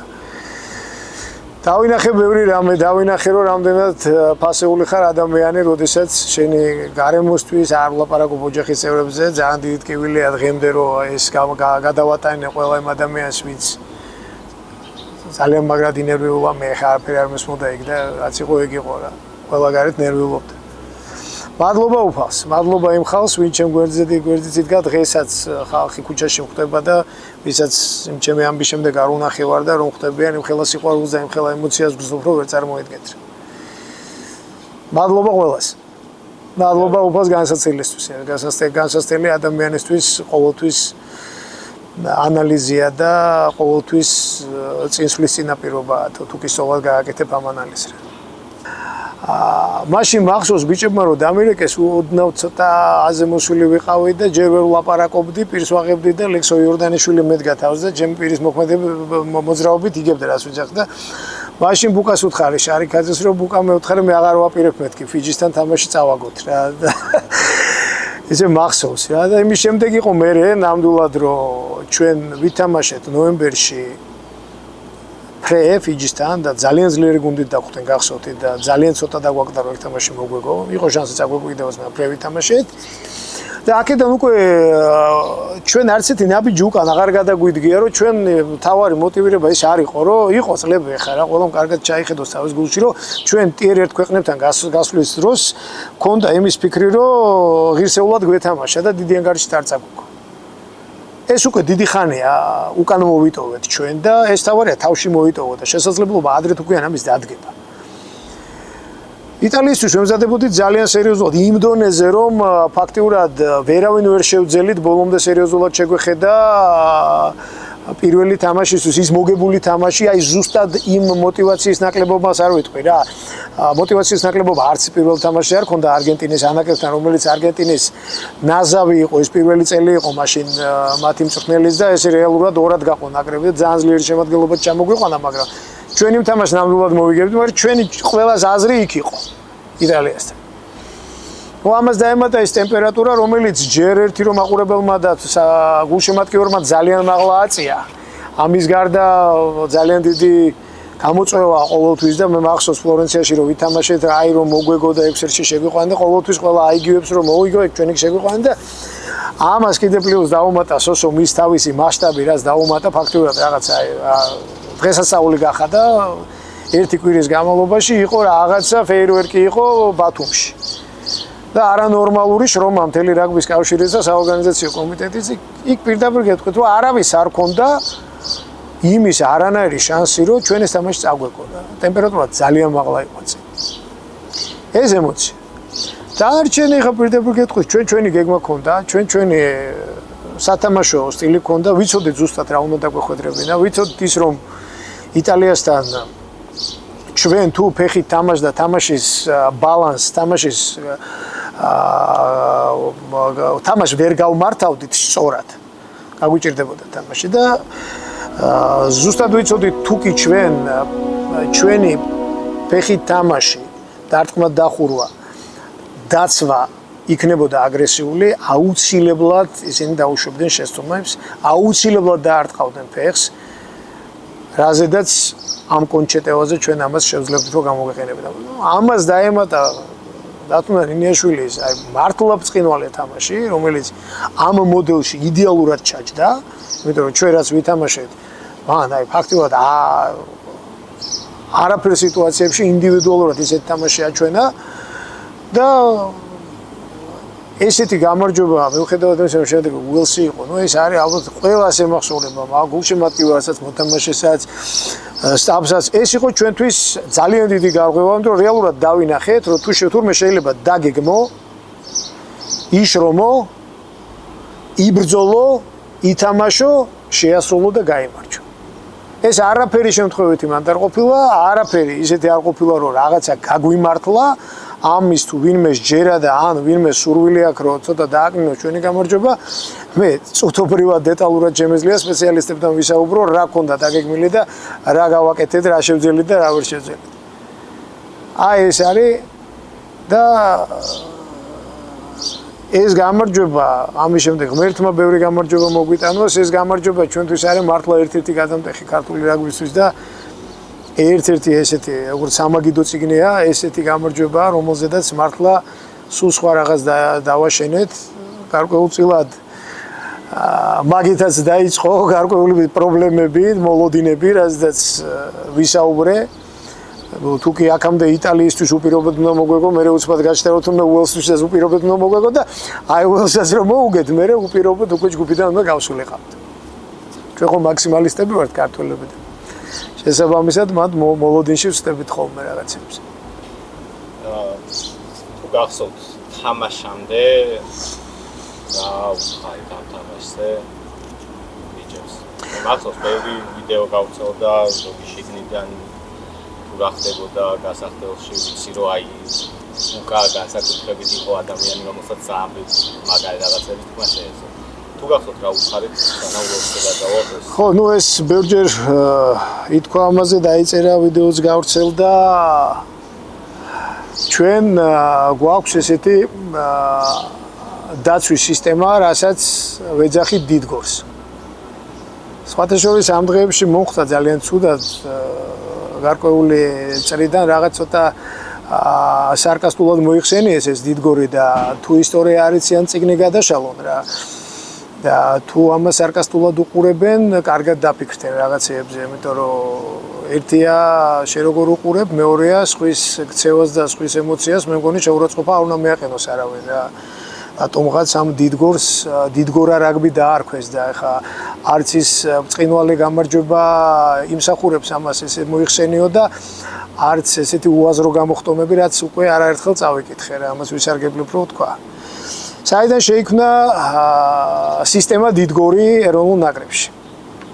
ჩვენ როდესაც გქონდა ცოტა შორიდან მოვყვები, იმიტომ რომ ეს ზუსტად ის სიტყვებია, რაც იტალიის წინ მე უთხარი გუნდს და ჩვენ როდესაც 2019-ში გქონდა ვარჯიში, 19-ში თუ 18-ში აღარ მახსოვს, ინგლისთან გქონდა ვარჯიში, მაშინ ინგლისელებმა ვარჯიშის გეგმა რო დაგვიდეს, ამ ვარჯიშის გეგმაში გაწერილი იყო თქვა შეტევა, დაცვა, დერეფანი, შერკინება და თვალში მომხდა ესეთი წარწერა რა, ეს ბლოკი. 7 წუთიანი ბლოკი, სადაც აწერია Castle D. ანუ ციხესიმაგრის დაცვა. და ნუ გამიკვირდა, მაშინ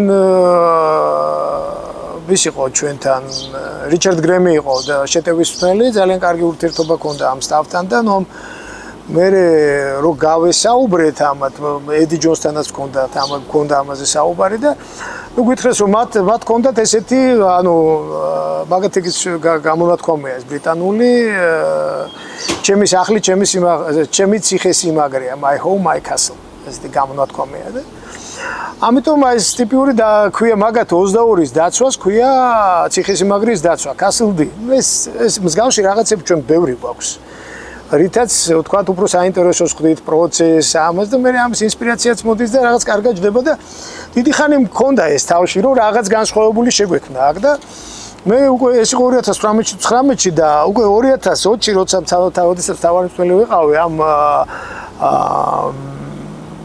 სანაკრებო ლიდერების ჯგუფს და ბუკას უთხარი რომ აბა ბიჭებო ვიფიქროთ მოდი ესეთი ხوار მოგწონთ რაღაც ჩვენც ხوار მოუფიქროთ როდესაც 22-ში შევდივართ იგივე შეტევაშიც გვაქვს ხა 22-ში რო შედიხარ ორი საერთოდ რაგბის ანალიტიკაში ესეა 22-ში როგორ შედიხარ ან ის როგორ შემოდი შენ 22-ში კულას როგორ იღებ 22-დან და კულას როგორ არ უშვებ 22-ში ერთ-ერთი სტატისტიკის ნაწილია და ორი ძალიან მნიშვნელოვანი ადგილია წითელ ზონებსაც ეძახიან ჩვენი წითელი ზონა და მოწინააღმდეგე ძალიან ისეთი მოეწონათ ბიჭებს და ერთობლივად მივედით მე დაიბადა ეს აზრი მოდი აი 22-ში დაცვას დავარქვათ დიდგორი იმიტომ ხა დიდგორი ისტორიულად თუ ვინმეს წიგნი გადაუშლი ან მოусმენია მაინც ხა დიდგორი არის ჩვენი ცხოვრების შემადგენელი ნაწილია თავგანწირვის ნაწილია და თავგანწირვა ერთ-ერთი მთავარი ფასეულობაა რაგბში ჩვენთვის და ძალიან ახლოს არის იმიტომ რომ შენ როდესაც 22-ში ხარ შენ უკან ჩათვლის მოედანია და ჩათვლის მოედანში ქულის მიღება სიკვდილის ტოლფასია ამ შემთხვევაში და ისე კარგად დაჯდა აქაც თუ შეხვალთ შეხედავთ საღინაძის პროტოტიპია ეგ დიდგორია ფანტასტიკურად მოხატული რომელზეც ბიჭები აი ნუ რა გითხრათ რა აი ორჯერ იმატებენ სულიერადაც ფიზიკურადაც როგორ დაიძახებდა ეგ საღინაძ ბუკარო დიდგორია და დიდგორი თუ სტატისტიკას აიღებთ 22-ში ჩვენ გვაქვს ერთ-ერთი დაბალი მაჩვენებელი ქულის გაშვების ეს იმდენად მოეწონათ ეხლა დღეს ეს მიყვება უკვე და ჩვეულებრივი ამ ყველა მიცის რომ 22-ის დაცვას ქვია დიდგორი. იტალიის წინ ეს იყო თამაშის წინ გარდა იმისა რომ ჩვენ მართლა ბოლომდე ანალიზი ქონდა გაკეთებული რა იყო ჩვენი ძლიერი მხარე, სუსტი მხარე, მოწინააღმდეგის და იქ თამაშის წინ ბევრი საუბარი აღარ მიდის. იქ თამაშის წინ სასტუმროში ითქმება სიტყვა შემახსენებელი ძალიან მოკლე ვიდეოს ვაგდებთ შემახსენებელს და გასახდელში რაც მოდის გულიდან იმას იძახის მწვრთნელი მე ამას ვაკეთებ ყოველთვის იმიტომ ყველა მიცის გეგმა იქ ზედმეტ ლაპარაკი საჭირო აღარ არის იქ მოქმედებაა საჭირო უბრალოდ რაც გულიდან მოდის იმას ვეუბნები ჩემსაც და ბოლოს სიტყვას იძახის კაპიტანი მე მაშინ უთხარი ესეთი ფრაზა ბიჭებო დღეს ყველგან დიდგორია ანუ ყველგან თავგაწირვა გვინდა და ზუსტად ისეთივე შემართება გვინდა როგორც 22-ში. დღეს დიდგორი. ეს არაერთხელ დატრიალდა ეს სიტყვები და ეს ვიდეო ეს იყო ჩემგან. ბუკამ თქვა ფანტასტიკური სიტყვა არასდროს არც ერთი თამაში ესი ახლოს არ ყოფილა დიდგორთან. იცოდეთ რომ დიდგორია. ეს თამაში დიდგორია. ამხელა მნიშვნელობაა ამ თამაშს. რომ იდგომარეობამდე ვართ მისული, რომ თითოეული ჩვენთაგანი ყველა მოქმედებაში ზად არის რომ ყველაფერი გაიგოს. შეიძლება მოქმედების მერე ჩვენ სიცოცხლეს ვაგრძელებთ, მაგრამ იმ მოქმედებაში ჩვენი გონები და მონდომები ფაქტიურად სიკვდილზე მივდივართ. და მე ვთვლი რომ იქ არც мотиваცია, არც შემართება, არაფერი არ აკლდათ ბიჭებს და ეს არ არის ჯადოქრობა რომ რაღაც ამ ეს დამიჯერეთ ეს არ იგეგმება. ეს რაც გულიდან მოდის იმას იძახი რა. დიდი მეფის ჩვენი ერთ-ერთი მეფის სიტყვები ერთხელ მახსოვს იმის საფრანგეთის თამაშის წინ იყო თუ ამფიჯიან საფრანგეთი არ მახსოვს ძალიან რო გაგიჭირდებათო ხმალი თუ მოკლეავ ნაბიჯი გადადგი და დაგრძელდება ხმალიო მეფე ერეკლემ თქვა ერთხელ აი ესეთ სიტყვები თავში რაც მოდის და გულს რაც მოდის იმას იძახის კაპიტანიც მწვრთნელიც და რომელიმე მოთამაშე ძალიან ლიდერიც ეს არის мотиваცია ბიჭებისთვის რაღაც ფორმით და ვიცით ჩვენ რა მოდის გულიდან და რა ეხება სულს და გულს და ტაქტიკას თავისი ადგილი აქვს, мотиваციას თავისი ადგილი აქვს. ეს არის და ეს. ყველაზე დიდი იმედგაცრუება ჩვენ იყო პორტუგალიის თამაში, გამომდინარე იქიდან რომ არც ერთ შემთხვევაში ეს თამაში ფრედ არ უნდა დამთავრებულიყო, არც ერთ შემთხვევაში და პირველივე წუთებიდან ჩვენ იმხელა უპირატესობა ჰქონდა რომ ყველას გაუჩნდა იმის შეგრძნება ალბათ 1-20 ქულით დავამარცხებდით უშუალოდ მათ თავმჯდომარეთან მე ძალიან კარგი ურთიერთობა მაქვს და მასთან საუბრისასაც მქონდა მე შეხება მსოფლიოს შემდეგ ერთად ვიმგზავრეთ მათაც ზუსტად ეგ შეგრძნება ჰქონდათ რაგბი ძალიან ესეთი ლოგიკური და მკაცრი თამაშია თუ კი შენ შესაძლებლობებს გაფანტავ ყოველთვის არის იმის საშიშროება რომ ეს ხომ გამოიყენოს ვერავის ვერ დავაბრალებთ ჩვენ შეგვეძლო რომ პირველ ტაიმშივე დაგვემთავრებინა ეს თამაში, მაგრამ სამწუხაროდ ძალიან ბევრი ჩვენი მომენტი ვერ გამოვიყენეთ. მეორე ტაიმშიდაც ჰქონდა ბევრი მომენტი, რომელიც ვერ გამოვიყენეთ.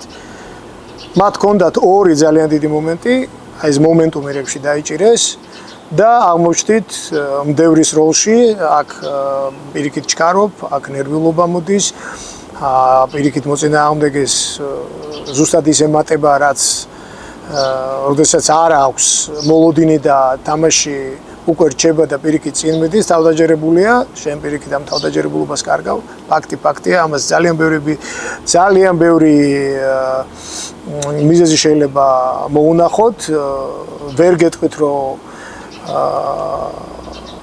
რამეს მან თუ ნანობ, რაც დავგეგმეთ ის ვითამაშეთ, უბრალოდ ვერ შევასრულეთ და ამის საუბარი ეს რომ ყოფილიყო ეს ადვილია ამაზე საუბარი ფაქტი ერთია რომ ჩვენ მოსაგები თამაში ფრევი თამაშეთ და ეს თამაში ვერ მოვიგეთ ყველაზე მნიშვნელოვანი ამის შემდეგ იყო იმიტომ რომ ესეთი თამაშის შემდეგ როდესაც შენი მიზნები ფაქტიურად წყალში გეყრება და ძალიან დიდი იმედგაცრუება ურთულესი პროცესი იყო ფიჯისთან თამაშისთვის მომზადება ითუმეტეს რომ მოკლე დრო ქონდა უკვე მაგ დროისთვის ჩვენ ქონდა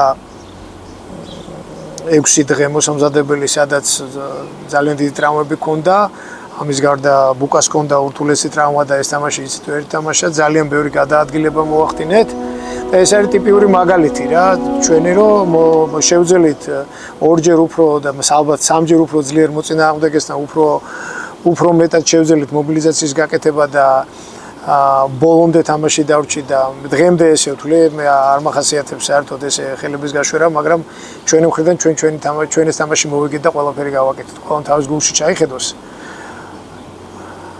მაყურებელმაც და საჯმაც იქ რა მოხდა როგორ მოხდა მაგრამ ჩვენი მაქსიმუმი გავაკეთეთ და სამწუხაროა რომ ეს თამაში ჩვენ ვერ მოვიგეთ მაგრამ ნუ რჩება ისევ ეს ძალიან დიდ კივილად და მთელი ცხოვრება გამყოფა მეზდანების მიერ სტაფის წევრსაც და მოთამაშესაც ჩვენ პორტუგალიის თამაში რაც არ უნდა ყოფილიყო ეს თამაში ფრე არ უნდა დაგვემთავრებინა მიზეზებზე მე ბევრი ვისაუბრე ეს არ არის მხოლოდ მაგ თამაში მიზეზი ზოგადად ამ სოფლიოს მოსამზადებელზე ძალიან ბევრი ანალიზი გავაკეთეთ დასკვნები გავაკეთეთ რა პრობლემები გვაქვს როგორ გვაქვს საომოლოდ რა არის ანგარიში გასაწევი ვნახოთ ამას თუ შევძლებთ რომ ჩვენ ამ გამოწვევას გავუმკლავდეთ აი შეხედეთ ლოგიკური ხო არ არის არა რომ 22-ში ჩვენ ყველაზე წარმატებული ტიერ-2-ის გუნდი ვიყოთ და 2 ტიერ-1-ის გუნდი დავამარცხოთ და 23-ში დავიქეცით და რაღაც სხვა არის მიზეზი ხო და ეს მიზეზები ძალიან ბევრი მიზეზია, რომელზედაც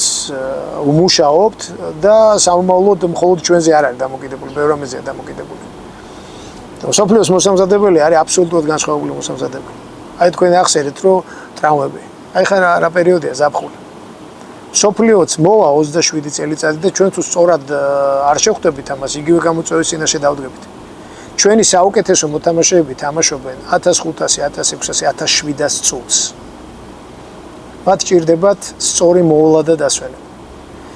ჩვენ სოფლიოს მოსამზადებელზე მინიმუმ 5 წამყვანი პოზიცია ისეთი ლიმიტირებული ჩამოგვივიდნენ, რომ მათგან 3 პირველი 3 მოსამზადებელი ეტაპი სრულად გამოტოვეს. მათგან 2 მესამე თამაში შევიდნენ ფორმაში. ეხლა ვიღაცამ შეიძლება თქვას, რომ სელექცია შენია სხვა წაგიყვანა. ესე არ არის, 4 წელიწადი ეგითხარით. 40-44 თამაში 4 წელიწადი იმიტომ ამზადებ და იმიტომ ათამაშებ. რისი პრობლემა აქვს ირლანდიას? რისი პრობლემა აქვს შოტლანდიას? ისინი სხვა მიზნებისთვის იბრძვიან, ჩვენ სხვა მიზნებისთვის ვიბრძვით. ჩვენ ეს 44 თამაში ვიღაცას რო ვათამაშებთ, ვინც არ თამაშობს, ის რაღაც მაღალ დონეს უნდა თამაშობდეს, თორე ესე უცბად შემოატრიალო და 44 თამაში როგორ გადავანაწილოთ ეს მოთამაშეები, რომ ყველა სათამაშოდ რომ მივცეთ. 4 წელიწადში ოღონდ 44 ძალიან ხმამაღალი ციფრია. იმ 44-ის 1/3-ია ის თამაში, სადაც ჩვენ ის ხარისხი უნდა მიიღო. მაღალ თამაშებში, მაღალ დატვირთვაში, მაღალ კონკურენციაში, დიდ წნეხში იბადება დიდი თამაში, ხო? იყო თუ არა რაიმე მსგავსი, თუნდაც დისკომფორტი გასახდელს შესვენებას. იმიტომ რომ სრულიად სახეცვლილი გამოვიდა პუნქტი, თითქოს რაღაცა შეიცვალა იქ. ხო, შეთქმულების თეორია ძალიან პოპულარულია საქართველოში. გასახდელში არასოდეს არ ხდება და არც მომხდარა 4 წლის განმავლობაში, როდესაც მე მთავარი მწვრთნელი ვიყავი. არაფერი განსაკუთრებული, ისეთი რაც არ უნდა მოხდეს, იქ არის პროტოკოლი, ყველამ თავის საქმე იცის, ყველამ თავისი წესი იცის. ტიპიური რუტინაა, უბრალოდ ადამიანებს ზოგჯერ ტყუილი ურჩევნიათ სიმართლეს და ზოგჯერ ისეთ სისულელეს მოისმენ, რომ აზრადაც რო არ მოგივა ადამიანს. არაფერი მსგავსი არაფერი. აქ იყო ტიპიური საუბარი იმაზე, რომ რა გვაქვს ჩვენ უპირატესობა, რომელი შანსი უნდა გამოვიყენოთ, ამდენი გაფლანგული უპირატესობა რო ვერ გამოვიყენეთ, ტიპიური ამაზე დაფიქსირება თავიდან მთავარი მწვრთნელი აკეთებს ტიპიურ მოკლე მიმოხილვას, მოკლე ძალიან, მერე იყოფა გუნდი, შეტევა, დაცვა, ხაზი, შერკინება, გუნდს უტოვებთ რაღაც დროს, სანამ გუნდთან შევდივართ, მანამდე მწვრთნელებს აქვთ ძალიან მოკლე მსგავსი არაფერი. ეს სისულელები მოვისმინე, ძალიან შინაურებმა დამირეკეს, ვაიმე კონფლიქტი ხო არ არის გუნდში. აგერ არიან ამ სოფლიო ჩემპიონატზე იყვნენ ერთი ალბათ 4 მოთამაშე თუ 5, ვისაც 4 მსოფლიო ქონდა ნათამაშები, იყვნენ მოთამაშეები, ვისაც 3 მსოფლიო, რომელიმე თუ გაიხსენებს მსგავსი მეგობრული და მსგავსი 7 გარემო, რომელიმე მსოფლიოზე თუ ქონიათ. აბსურდი სრული. ეს ადამიანებს ურჩევნიათ რომ რაღაც შეთქმულების თეორია შექმნათ. მადლობა მინდა ყველას უთხრა, ვინც ამ პერიოდში ჩემთან ერთად მე არაფერი დამთავრებია, მაგრამ ეს პერიოდი ჩემთან ერთად რაღაც ეტაპი დამთავრდა ჩემს ცხოვრებაში. ყველა ადამიანს ეს იქნება მოთამაშე, მწვრთნელი, სტაფის წევრი, არა სტაფის წევრი, უბრალოდ გულშემატკივარი, რომელიც უზარმაზარ ენერგიას და ემოციას მაძლევდა ყოველთვის და თუნდაც ჟურნალისტები, კრიტიკულად განწყობილები, ქართველი უცხოელი, ყველას მადლობა მინდა უთხრა, იმიტომ რომ ამ ჩემ გზაზე ყველამ გარკვეულწილად რაღაც როლი ითამაშა, სადაც დასკვნების გავაკეთე, ზოგი დამეხმარა, ზოგმა იმედი გამიცრუა, მაგრამ მთლიანობაში მე არ ვარ უკმაყოფილო ჩემი გავლილი გზით. მე მაქვს იმის უფლება და ჩემი გავლილი გზა მაძლევს იმის უფლებას, რომ ძალიან რთულ სიტუაციებშიც კი სიმშვიდე შევინარჩუნო და შევძლო დახმარება იმ ადამიანების, ვისაც ჭირდება ჩემი დახმარება და ვინც ელოდება ჩემგან დახმარებას. და ვთვლი რომ ამ გზაზე, თუნდაც მე რა გზას გავიარე და ეს არის 30 წლიანი სამწვრთნელო გზა. 30 წლიანი სამწვრთნელო გზა, საკლუბოდან ბავშვებით დაწყებული და დამთავრებული უმაღლესი წერტილი ეროვნული ნაკრების მთავარი მწვრთნელობა. ამ გზის განმავლობაში ყოველწლიურად ქართულ რაგბს აქვს პროგრესი.